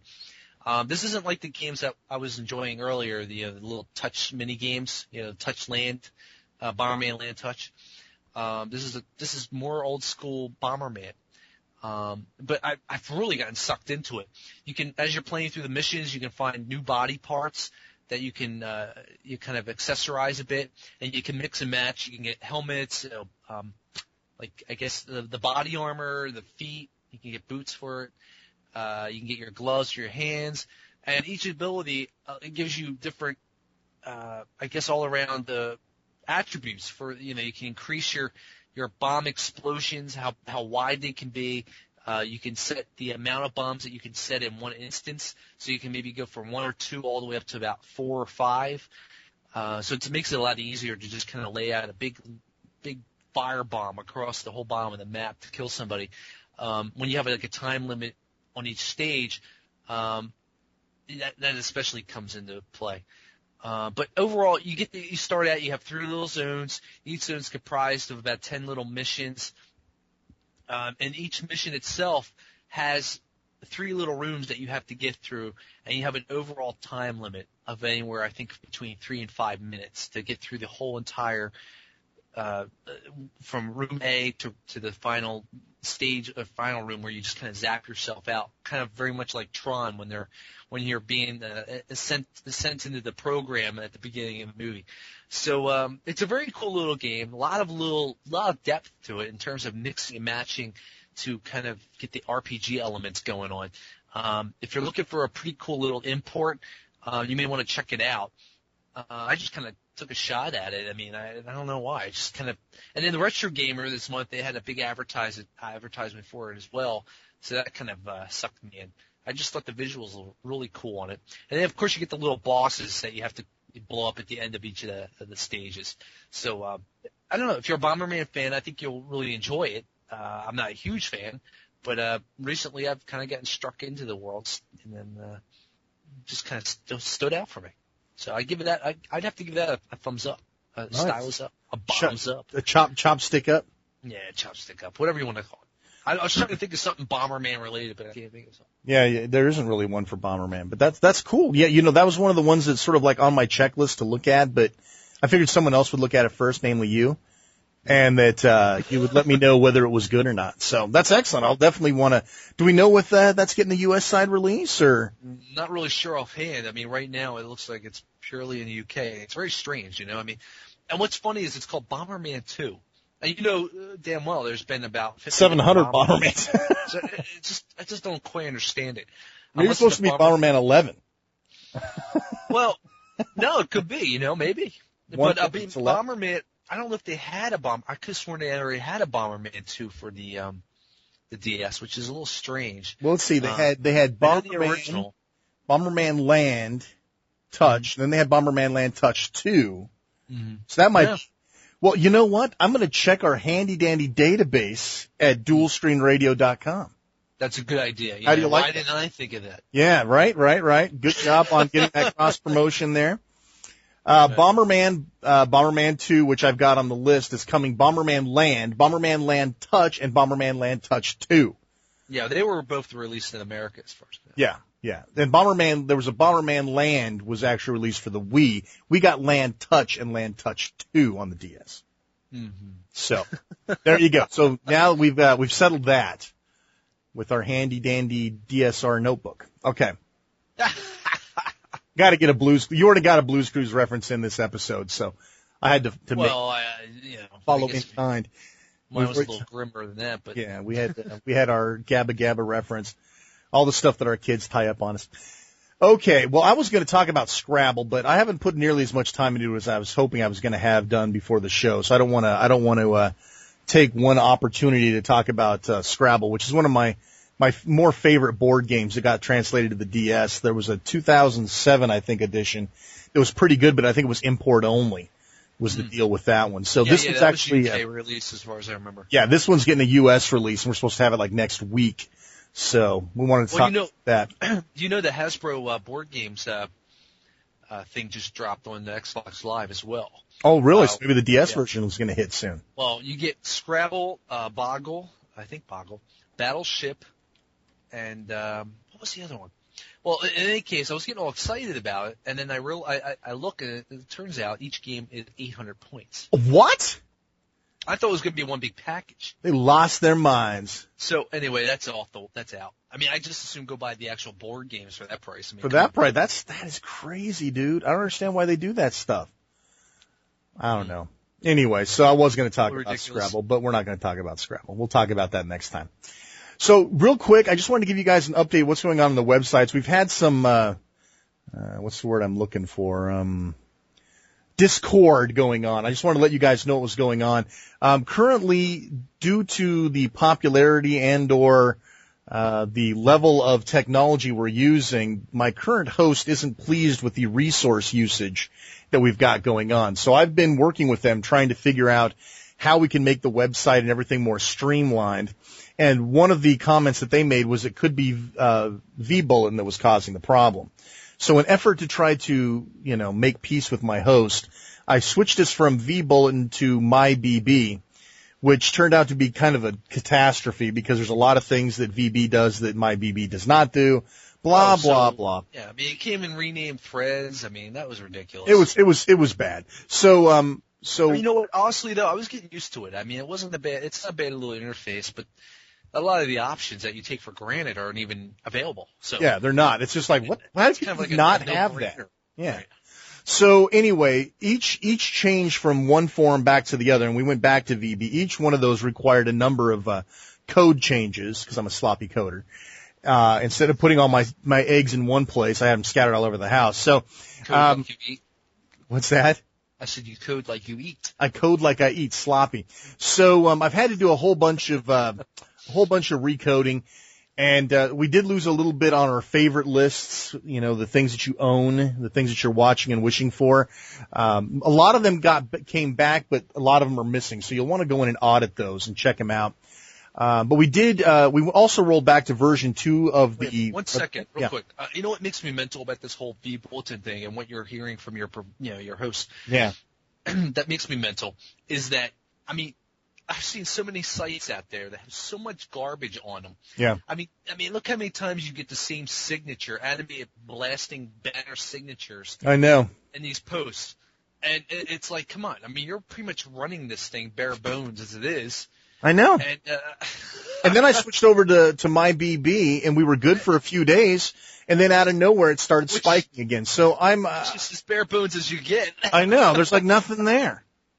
So anyway, needless to say, we went back to the version 2 of the DSR. Chris didn't like the new look and feel, and I'll be honest, I thought it would grow on me, but it really didn't. So we went back to version 2, and I've started taking the version 3 enhancements and moving them over. So needless to say, there's a couple of broken things in there, but I'm working on them. I'm streamlining them. And we're also going to be adding WiiWare and DSware titles once the DS comes out, because we're really a DS site. So I didn't want to put WiiWare stuff on there because it'd be a real pain in the ass to keep track of, even though I've got volunteers that'll do it. But once DSware comes out, I have to add that to the database. And if I'm going to add that, I might as well add WiiWare too. I think that's why I didn't really like V3. It kind of looked too Wii-ish to me. It did look fairly Wii. I just didn't like the layout. I mean, even our logo looked a little weird up in that left corner there of the main page. Yeah. But, it's like new Coke, it just didn't work out. It just didn't work out. So we went back to classic Coke. Yeah. Anyway, for those of you who are longtime bulletin board VB people who've been with us for years and years, and you're looking to get an editor apprenticeship, and you'd like to be able to come in and work on our database and help us clean it up, I'm kind of opening the door for new editors. We got quite a few of them, but I think I've lost a bunch of them in this whole debacle mess. So if you're interested, is that Mejian guy still there? I see him on all the time, but he doesn't do much anymore. So I'm not sure if he's just too busy or what. He was a real good guy. Anyway, in any event, I'd like to add a couple more devoted editors to the thing. You obviously get your name and your avatar put in every game listing that you take ownership of, but obviously there's no other compensation. But anyway, so that's kind of what's going on the website. It's good stuff. Some of the new features, you guys are really going to enjoy them. They make it easier to get around and get stuff in there. But That's why I like V2. V2 is just so much easier to manipulate, and it's very intuitive, I think, in comparison. Yeah. So that's pretty much what's going on there. Please bear with us. I know it's a growing pain, but please go back in, re-add your favorites, your owned list, wish and want list, and we put a bunch of the old reports back up, top 25, bottom 25, coming soon, what's been edited. We also have an RSS feed now for changes. Anytime we update or edit one of the entries in the database, it gets sent to our RSS feed. If you're subscribed, then you'll get the latest and greatest changes, even if you're not watching the title. And I'll be honest, I found it actually kind of useful watching what my editors are up to and seeing what they've been doing with the site. So it may prove useful to you if you just go over to dualscreenradio.com and click the RSS button there. It'll take you in there and show you what you can and can't do with that. So that's good stuff. Yeah, that's a shame. I mean, are what's going on with the comments? Are they pretty much gone too? No, the comments are all good. The comments are all there. Yeah. We didn't lose any of those. I had to link them all back to the original user IDs. So there was. I see. So it's listing them alphabetically by user. Yeah. So it was all kind of monkeyed up for a while, but they should be all clean now. I love reading the entry. Me too. I love the comments. For those of you who don't want to be editors and don't want that kind of responsibility and, really want to have a voice, by all means, go to the entries in the database and add your comments at the bottom. It doesn't have to be long, just something valuable. Let us know what about the game bothered you. Well, this game was perfect except for the handwriting recognition sucked or something like that. Just useful tidbits of information that people can help use to decide on the game, because our opinions are definitely not the be-all, end-all, do-all. Of course not. We have some really weird, likes and dislikes. Yeah. So, we didn't like Elf Bowling. Go figure. So there's our Elf Bowling reference for the episode. So Flair can stop listening now if he wants to. Real quick, a quick homebrew update. At the end of the show, he can stop listening. Yeah, he can stop listening now. The show's almost over. Just a quick homebrew update. I don't have any software to talk about per se, but I do want to clear the air before people may possibly make mistakes with regards to the DSi and flashcards. I've got a little inside information. And from my inside information, I'm hearing that the current generation of flashcards are not going to work on the DSi, and if they do, they're not going to work for very long. It seems Nintendo may have a plan. So they're giving all these card people a sense of false security, and then they're going to lay some firmware update on us that's going to completely trash everybody's ability to run homebrew on the DSi. So the nerve of them to try to protect their content. What I'm saying is, don't get rid of your DS Lite just yet. Keep it handy because you may need it for a little while until all of the flashcard people get up to date. Yeah, so if homebrew is one of the main reasons you have a DS, then you might hold off on the DSi until they get everything squared away. And just remember, this is the first one, and they can update the firmware pretty much anytime they feel like it. Yeah, that's going to be a real mess, man. So it's going to be a huge, nasty, nasty thing. So for those of you who are into homebrew, hold on to your $169 for a little while. Wait till we flesh it out for you. We'll let you know what's going on. Currently, the only card that's known compatible is the Ace Card 2i, which is not a horrible flash card. I'm actually writing a review for it right now, which you'll be able to see on our forums. And it's not a horribly bad card. It's cheaper than the Cyclo, but it's missing a lot of features that the Cyclo has. But it does add some that the Cyclo does not have. And this may be the kind of card that the non-commercial, free love, Linux, open source, love you, long time community might tend to prefer over the Cyclo DS. So we'll talk about that on another show, and you'll also be able to read that write-up. That's about all I got. Yeah, I think that pretty much, I think you covered it, dude. I mean, geez, it's a lot of info coming at you. Yeah, we got a lot of stuff. But then again, it has been like 8 months since we've released a show, so there you have it. Wow, I don't know. Has it been that long? No, it hasn't been that long. September, October? 6 months, whatever. Whatever. 6 is closer to 8 than I would have liked. Well, you'll definitely be getting another show sooner than later because the DSi will be out, and we're going to be rambling about that. Got to. And, yeah, I'm anxious to see what you think of it. Now I'm anxious to get my ass back on Grand Theft Auto and try out that multiplayer. Yeah, me too. I want to see what it's like. I'm just anxious to get on it, period. I know. I mean, withdrawal. I gotta have my feed, man. No, I'm waiting for some, I'm still looking for a good RPG. If anybody has any recommendations, I'd be happy to hear them. I'm not looking for, was that a sneeze? Sorry, I had a cough there. I was going to mute my mic, but I didn't know what happened. My laziness jumped out. I thought you just got bludgeoned or something. I did. Someone broke into the house. Whiplash from the cough. But yeah, if anybody can think of any good RPGs, I mean, I'm looking for a good classic RPG. I mean, I don't know. I mean, I'll try. I mean, I couldn't get into Final Fantasy IV. Something just wasn't working for me. I think I put about 6 or 7 hours into it, and I just lost interest. It just didn't do it for me. That's too bad. Final Fantasy 3, I mean, I bought that launch day, and I blew through that within, I don't know. I mean, it was pretty quick. I mean, I just sat and plugged away, and I beat that sucker. And it felt so good finishing that last dungeon with no save points. I felt really accomplished. But anyway. All right. I guess that closes up our show, and hopefully we'll be back very soon. Yes. Yes. Yes. Yeah, though, I'm starting to think if there's any last-minute things that popped into my head while we were doing the show, because there's always something, but not this time. I guess we're all good. So, oh my. Yeah, okay. So, definitely check out the 2 reviewed games. They're very good games. It seems like we're always reviewing good games, but then again, I mean, these are 2 recent games. So, I mean, would you rather us review, Pet Vet or no? Or Babies? Imagine Teacher edition. Yes. Ooh, I am Imagining Teacher. Yeah, I'm Imagining Teacher, too. These days, yeah. All right, gang, this is Shane R. Monroe. And this is Chris Angel, Imagine. Bastard. Imaginings. Imaginings. And we'll catch you next time.